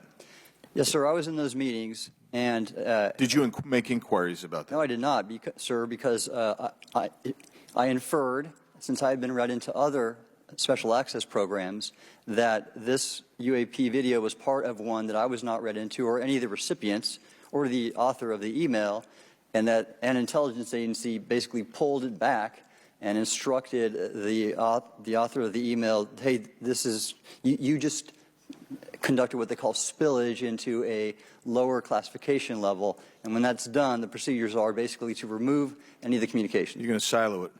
So, and you, Mr. Elizondo, you said in your report and your testimony today, a government work on the UAP subject still remains classified. Excessive secrecies led to grave misdeeds against loyal civil servants, military personnel, and the public, all to hide the fact that we are not alone in the cosmos. Fair? Yes, sir. All right. And all of you, and Mr. Shellenberger, by the way, I've read several of your books, Mr. Shellenberger, excellent stuff. Thank you. What I would say, too, is you were asked about the veracity of the author of this report. You're comfortable with the veracity? Yes. Okay. And then, and I'll get to you in a second, Mr. Gold. We'll talk about Kuhnian and Lakatoshian scientific advancement and how we're obviating that through these processes. But we'll get to that in a sec. Because what I want to really get to is the ultimate question really becomes this. For what purpose is the federal government overclassifying, because that's what they're doing, they're overclassifying, and forbidding the public for getting access to this? And if you know, if you have an explanation, I'm curious, because I know what I've been told. I just want to know from your perspective, why do they overclassify? Mr. Elizondo, you look like you're finger on the button, ready to go. Yes, sir. Forgive me. I think there's several reasons. I think at the time when this reality became evident to the U.S. government, we were in the middle of the Cold War with then Soviet Union, and we did not want to tip our hands to what our knowledge base was on this topic. We did not want to broadcast that to the Cold War's long over. It is, sir. It is, sir. There's also then the philosophical argument that the Department of Defense and the intelligence community is solution-oriented. And when you don't have answers, it's a really tough spot to be in. It's easier to be quiet and suppressed than if you don't have the answer. Indeed, sir. In fact, there's a very real example when we built the U-2 spy plane and flew it over then Russia, and we're taking reconnaissance. And when we first started flying the aircraft, it flew so high and so fast we thought they weren't tracking us. In reality, they were tracking every flight. It wasn't until the Russians could develop the SA-2 surface-to-air missile and successfully shoot them down. I would suggest to you also, along with Lakatos and Kuhn, you also have a problem with Kenneth Arrow's path dependence or increasing returns. That's one reason why they won't disclose it. It's too painful to admit. But I just want to read a couple things from Mr. Shellenberger's what he gave to us today, because I think this is interesting stuff, and I just want to convey this to you. On USG networks, there exists infrared footage of and imagery of a grouping of vessels engaged in SIGINT and mass collection at night in a specific area of the Pacific Ocean. This footage, which was in close proximity to the vessels, a large equilateral triangle UAP suddenly appears directly over the ships. These three bright points are seen at each bottom corner of the UAP, which is observed to slowly rotate on its horizontal axis. And he goes on to describe that. And I just want to read one more, and I'm doing this because I think it's interesting. This stuff is interesting as anything. So let's get this one here, right here. While performing a routine airspace surveillance and control mission in the Eastern Air Defense Sector, an F-22 fighter observed multiple UAP contacts at mission altitude. Moving to intercept, the F-22 pilot noted multiple metallic orbs slightly smaller than a sedan hovering in place. Upon vectoring towards the UAPs, a smaller formation of the metallic orbs accelerated at rapid speed towards the F-22, which was unable to establish radar locks on the presumed hostile UAPs. The F-22 broke trajectory and attempted to evade, but was intercepted and boxed in by approximately 3 to 6 UAPs. And then I'll leave that there, but because I just have no more time left. Well, she's not looking. So let's just get into let's get into part of this. I thought I would be saved by the bell. No. Let's talk about Kuhnian, Lakatoshian type of scientific development, and the problem that we have here is you have institutional blockage of what would be normal development of scientific ideas.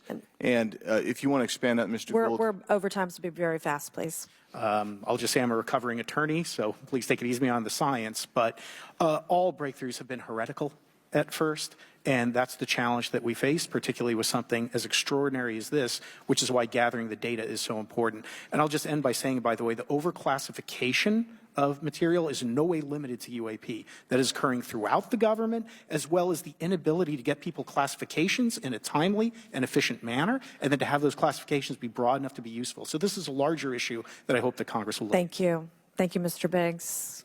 I've been generous. All right, Mr. Burleson, I'll recognize you for 5 minutes of questions, please. Thank you, Madam Chair. Mr. Elizondo, does any branch of the United States government or defense contractors possess technology? Sir, there's documentation that I believe was submitted for the record that was approved for release by the U.S. Pentagon, by the Department of Defense Office of Pre-Publication Security Review, and it states one of the reasons why my predecessor program, OSAP, was trying to collect material of unknown origin. Was it successfully collected? It was not. What happened is that there was an aerospace contract company that requested to divest itself of the material that was collected in the 1950s. Right. Unfortunately, that didn't actually occur. So let's dive into that. That's the Bigelow Aerospace, correct? So yes, sir. There was a journalist, Christopher Sharp, who said that there was a transfer between Lockheed Martin, Bigelow Aerospace, and the CIA allegedly blocked this. Can you describe that? What I can say is that it was blocked. Why it was blocked, I can only surmise.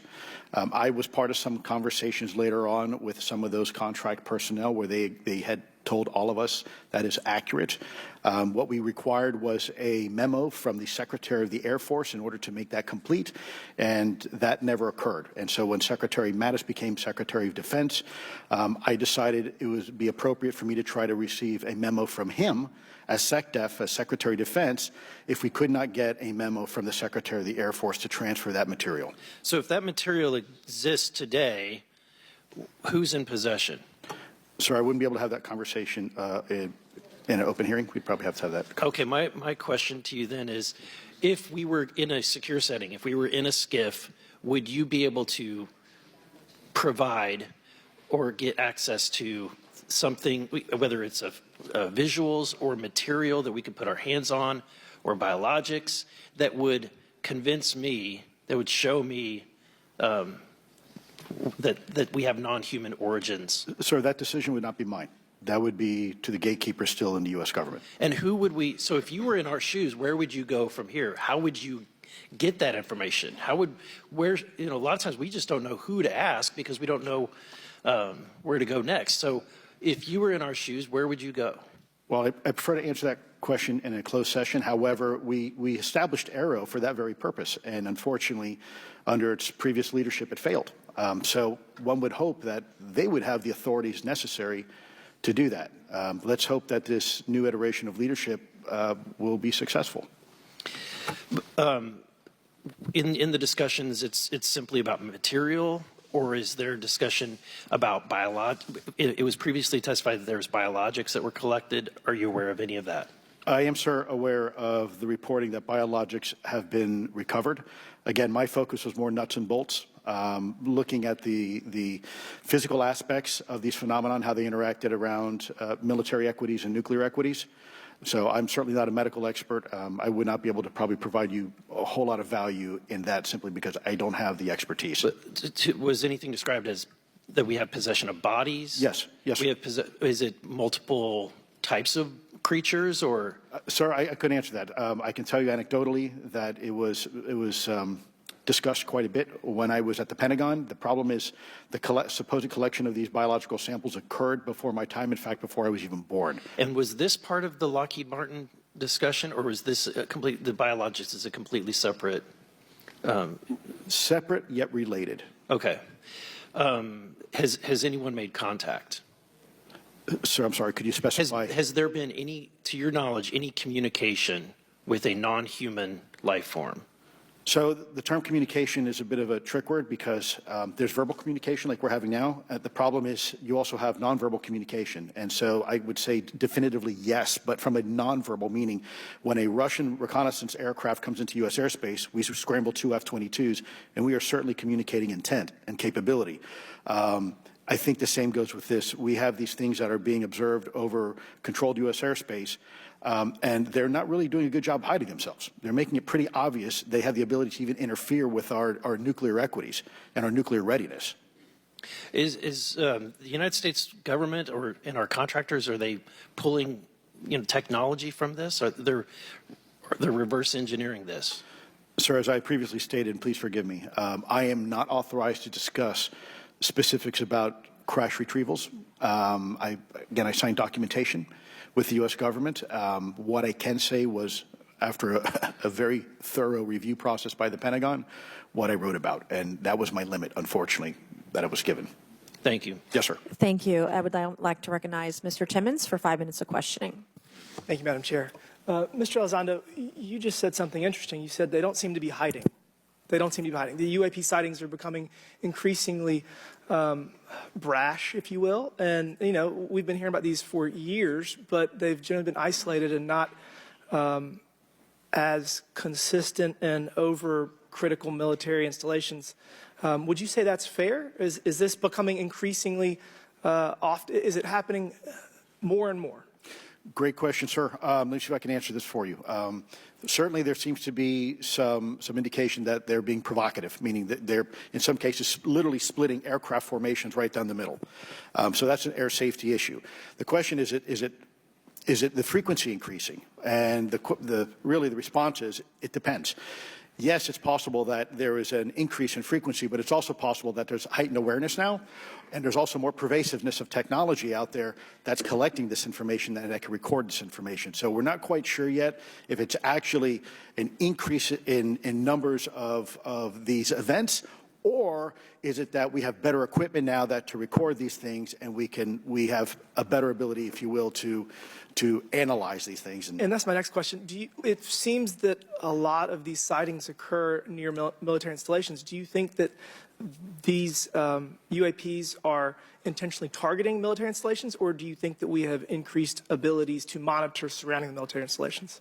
Sir, maybe both. Part of my concern is we have something in the Department of Defense and the intelligence community called IPB, Initial Preparations of the Battle Space.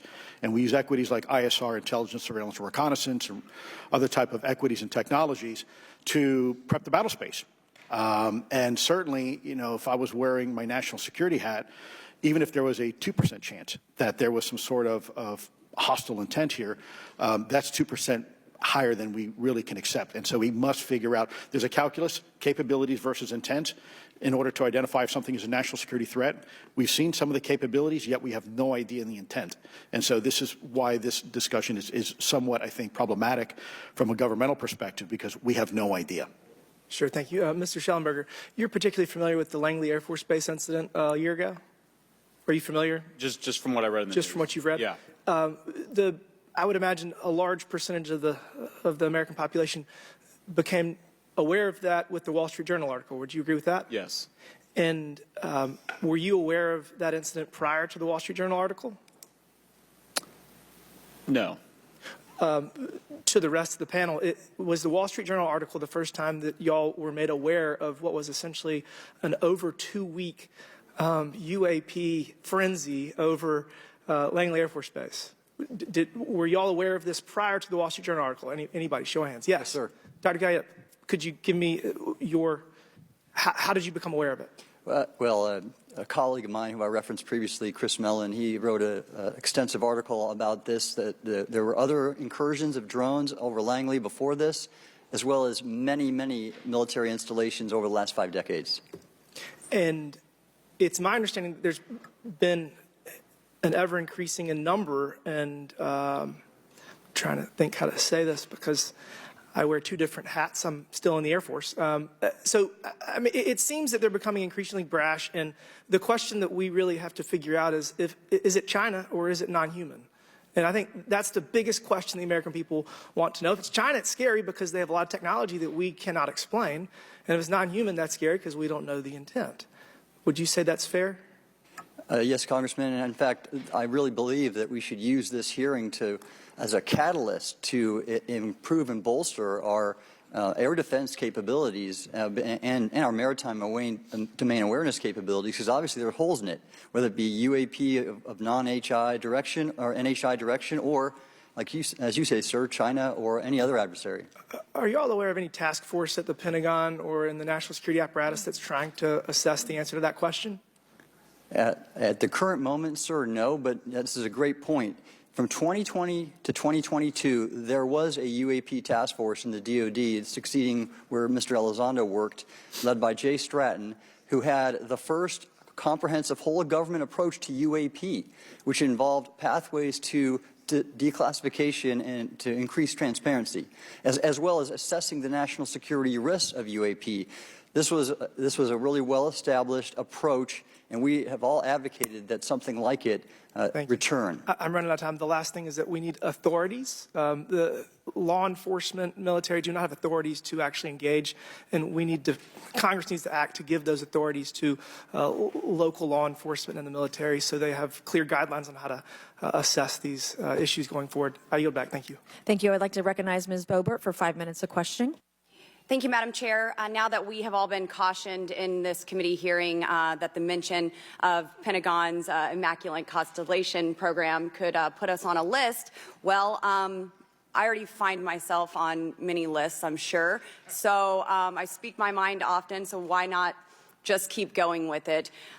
May as well just go all out and say it. The Earth is flat, birds are government drones, and we've never set foot on the moon, and Joe Biden received 81 million votes in the 2020 election. So let's just see how many lists we could get on here today. But Mr. Shellenberger, I wanted to ask you, I think I understand from this hearing that you would agree that classifying information like this is not in the best interest of the people. Is that correct? Yeah, I mean, with the caveat that, of course, I would support classification necessary to protect secrets essential to national security, but I think it's pretty obvious that there's overclassification. Overclassification, yes. And so in most instances, if they can't tell us what, do you think at some point they'll at least tell us why? President-elect Trump has repeatedly committed to greater transparency, both on the UAP issue, on JFK files, on Yes. COVID origins, and many other things. So I think that we need to make sure that the next administration is held accountable for that. Agreed. And this is for all four of you. Yes or no, please. I have many questions I want to get to. Are there any known instances of recovered materials or technologies that are not of human origin and maybe connected to any advanced bioscience defense programs within the USG? I don't know. I wouldn't be able to answer that, ma'am. I don't know. I don't know. Okay, so there are rumors that have come up to the Hill of a secretive project within the Department of Defense involving the manipulation of human genetics with what is described as non-human genetic material, potentially for the enhancement of human capabilities, hybrids. Are any of you familiar with that? Yes or no? No, ma'am. I am not, ma'am. I'm not. No, ma'am.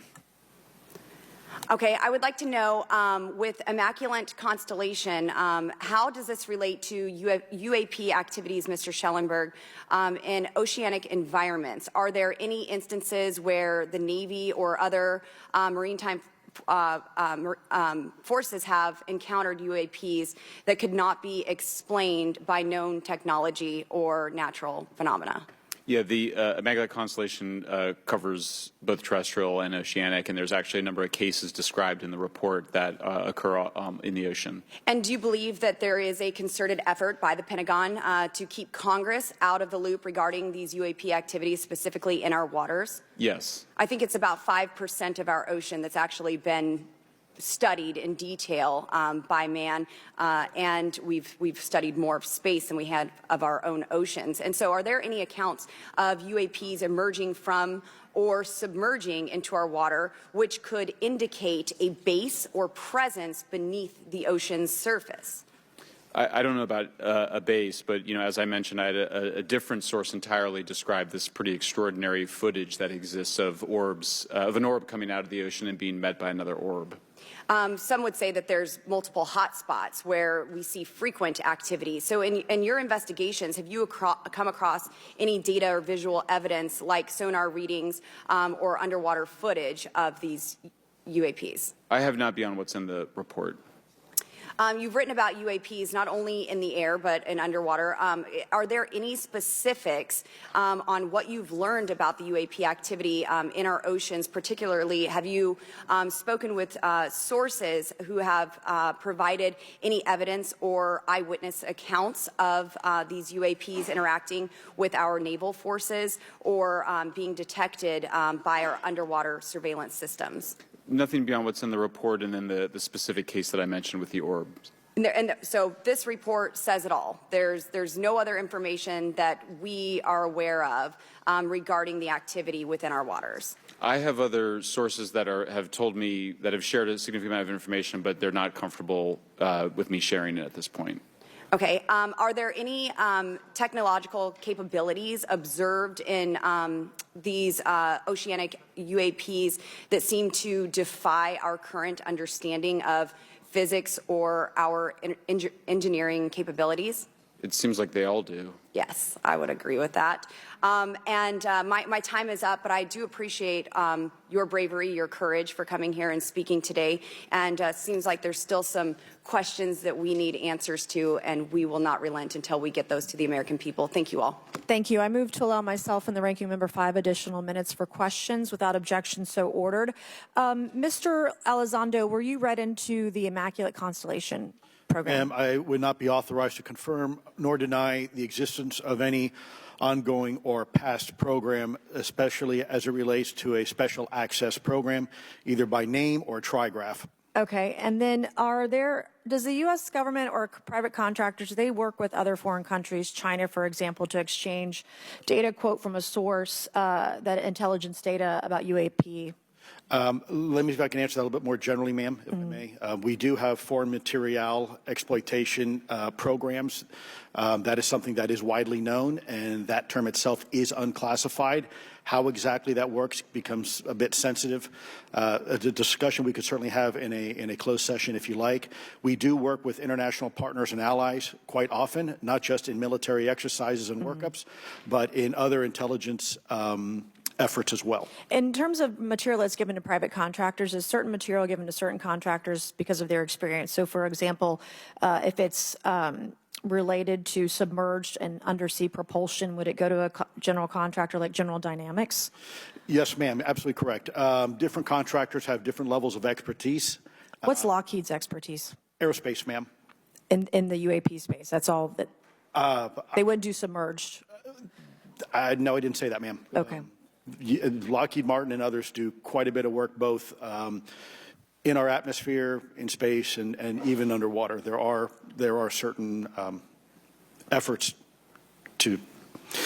It's a tough question you're asking. You put me on the spot here. I'm looking for the answer. Yes, ma'am. No, they are involved in a lot. I would rather let Lockheed Martin explain the different domains that they are involved with. Probably I'm not authorized to discuss that, but they are involved in a lot of different areas and domains. Admiral, flight safety risks for our pilots, based on what you've experienced and seen in your career. They're extensive, and the one exercise I referred to where I received the email that was then deleted was the pilots, and this is worth bringing out. There are debunkers out there who have said the Go Fast video was just a balloon.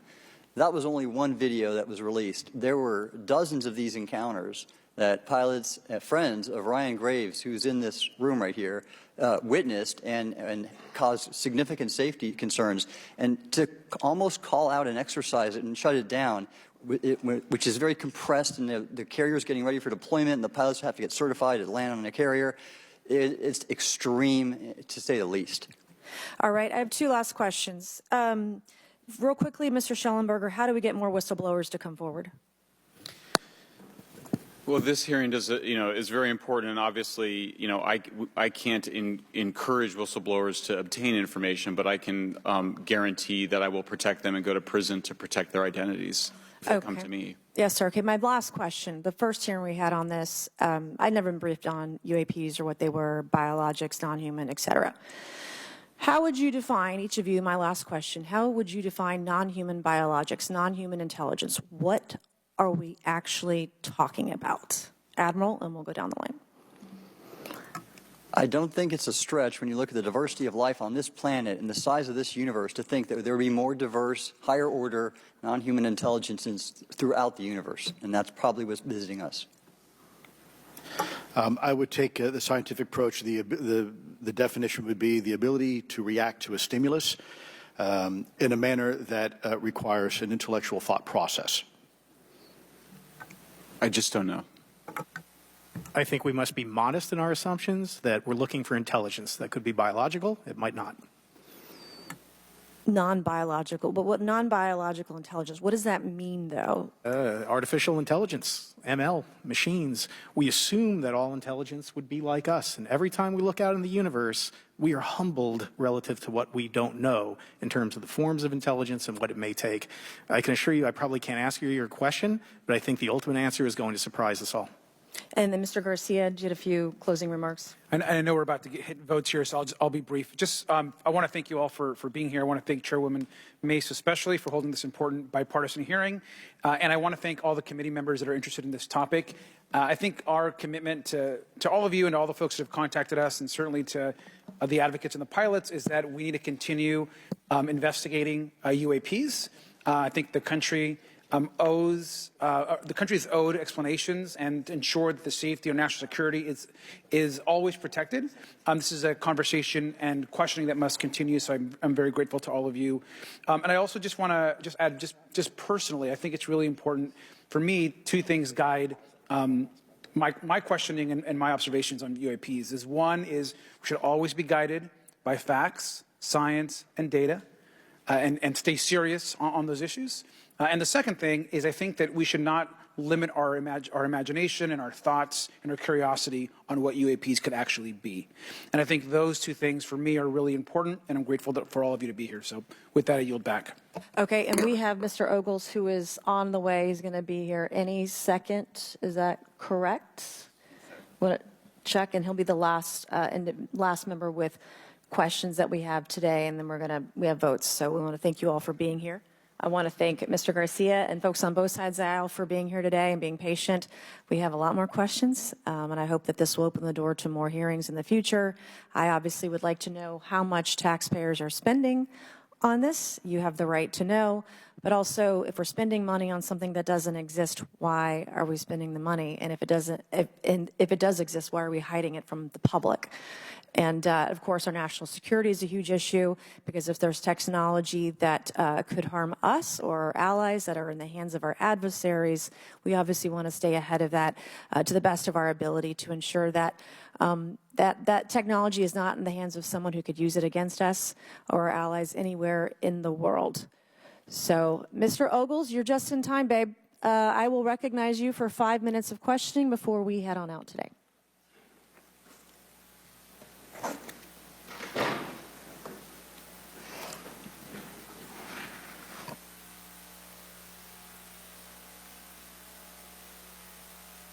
Well, thank you all for being here. And Madam Chairwoman, I'm out of breath because I sprinted to get here. But this is an important hearing. I think we all know that there's something going on. Mr. Elizondo, based on your knowledge of UAP sightings, do you believe it's fair to say that they are especially common near nuclear sites? Yes, sir. Mr. Congressman, I absolutely am convinced of that, as are my colleagues inside the government. And the reason why I pose that question, and this has been one of my talking points from the beginning, is, Oak Ridge is in Tennessee. The so-called weather balloon that drifted, that we now know was controlled, it passed near Oak Ridge. It obviously is a sensitive site, both of interest to our adversaries and to whatever else this is. Because we know that at military installations, at sensitive locations, such as nuclear facilities, that we're seeing this take place. So the question is what is it? Do you believe they've caused an irregular activity, and why might they be interested in those sites? Sir, in some cases, it's actually regular activity. You'd be surprised. There's actually documentation right now that's been submitted. It's not just Oak Ridge. It's Savannah River Site, SRS. It's also Los Alamos. A lot of our sensitive R&D locations appear to be under some sort of surveillance and monitoring. Why? Well, because a lot of innovation comes out of those areas, a lot of new technologies, a lot of, if you will, disruptive technologies that we use for our national defense originates out of those locations, and advanced concepts in physics as well. So if I was doing any type of reconnaissance, even on a foreign adversary, that's a great target to start with. Sure, and again, this has been one of my talking points. I do have questions. What role might the Department of Energy or its subsidiaries or affiliates have in this type of technology or possessing this type of technology, whether it's ours or others? Mr. Gallaudet, I think your testimony has been pretty clear, but would you please reiterate that do you believe UAPs pose a threat to pilots? Excuse me. Yes, sir. Absolutely. They were threatening Navy pilots during the exercise that I was, my people were involved with in 2015, and it's my understanding they're risking pilot safety, commercial and military today. Well, considering, and I understand that there's a need in some cases to keep certain technologies secret, but you believe that it is posing a threat to our personnel, correct? Yes, sir. So I think it's reasonable to conclude that if there is a threat to our personnel who are serving our country faithfully, that there be oversight. 100%, Congressman. And in fact, that's the one thing that we've not talked about enough during this hearing is the fact that the government executive branch not sharing with Congress what it knows about UAP infringes on your legislative and oversight responsibilities to such an extent that's very concerning. I mean, what else are we, if you look at national security or intelligence or foreign affairs or appropriations, you all have oversight and legislative responsibility regarding those. This UAP issue may be the greatest issue of our time, and it's being hid from you. Well, I mean, and to your point, I think we've seen over the decades that we have certain adversaries like China, like Russia, that technologically speaking are not as advanced as us, that they lack some of the lethality that we have, and that we've seen that they've gone after our technologies and in some cases succeeded, in particular with missile technology. And so again, my concern, whether this technology emanates from us or otherworldly, that we know that we possess it. And where's the accountability? Where are the stopgaps? What are the guarantees that if this were to fall in enemy hands that it isn't immediately weaponized against us? And I'll say this, it is clear from my experience and what I've seen that there is something out there. The question is it ours? Is it someone else's? Or is it otherworldly? And Madam Chairman, I would posit that as the legislative body, as the regulatory body, we must know. And anyone who prevents us from gaining access to that information, I would consider that criminality. Because we have U.S. personnel who may very well be in harm's way. We have technology that ultimately may threaten our very existence. With that, Madam Chairman, I thank you for your indulgence, and I yield back. Thank you, Mr. Ogles. And with that and without objection, all members will have 5 legislative days within which to submit materials and to submit additional written questions for the witnesses, which will be forwarded to the witnesses for their response.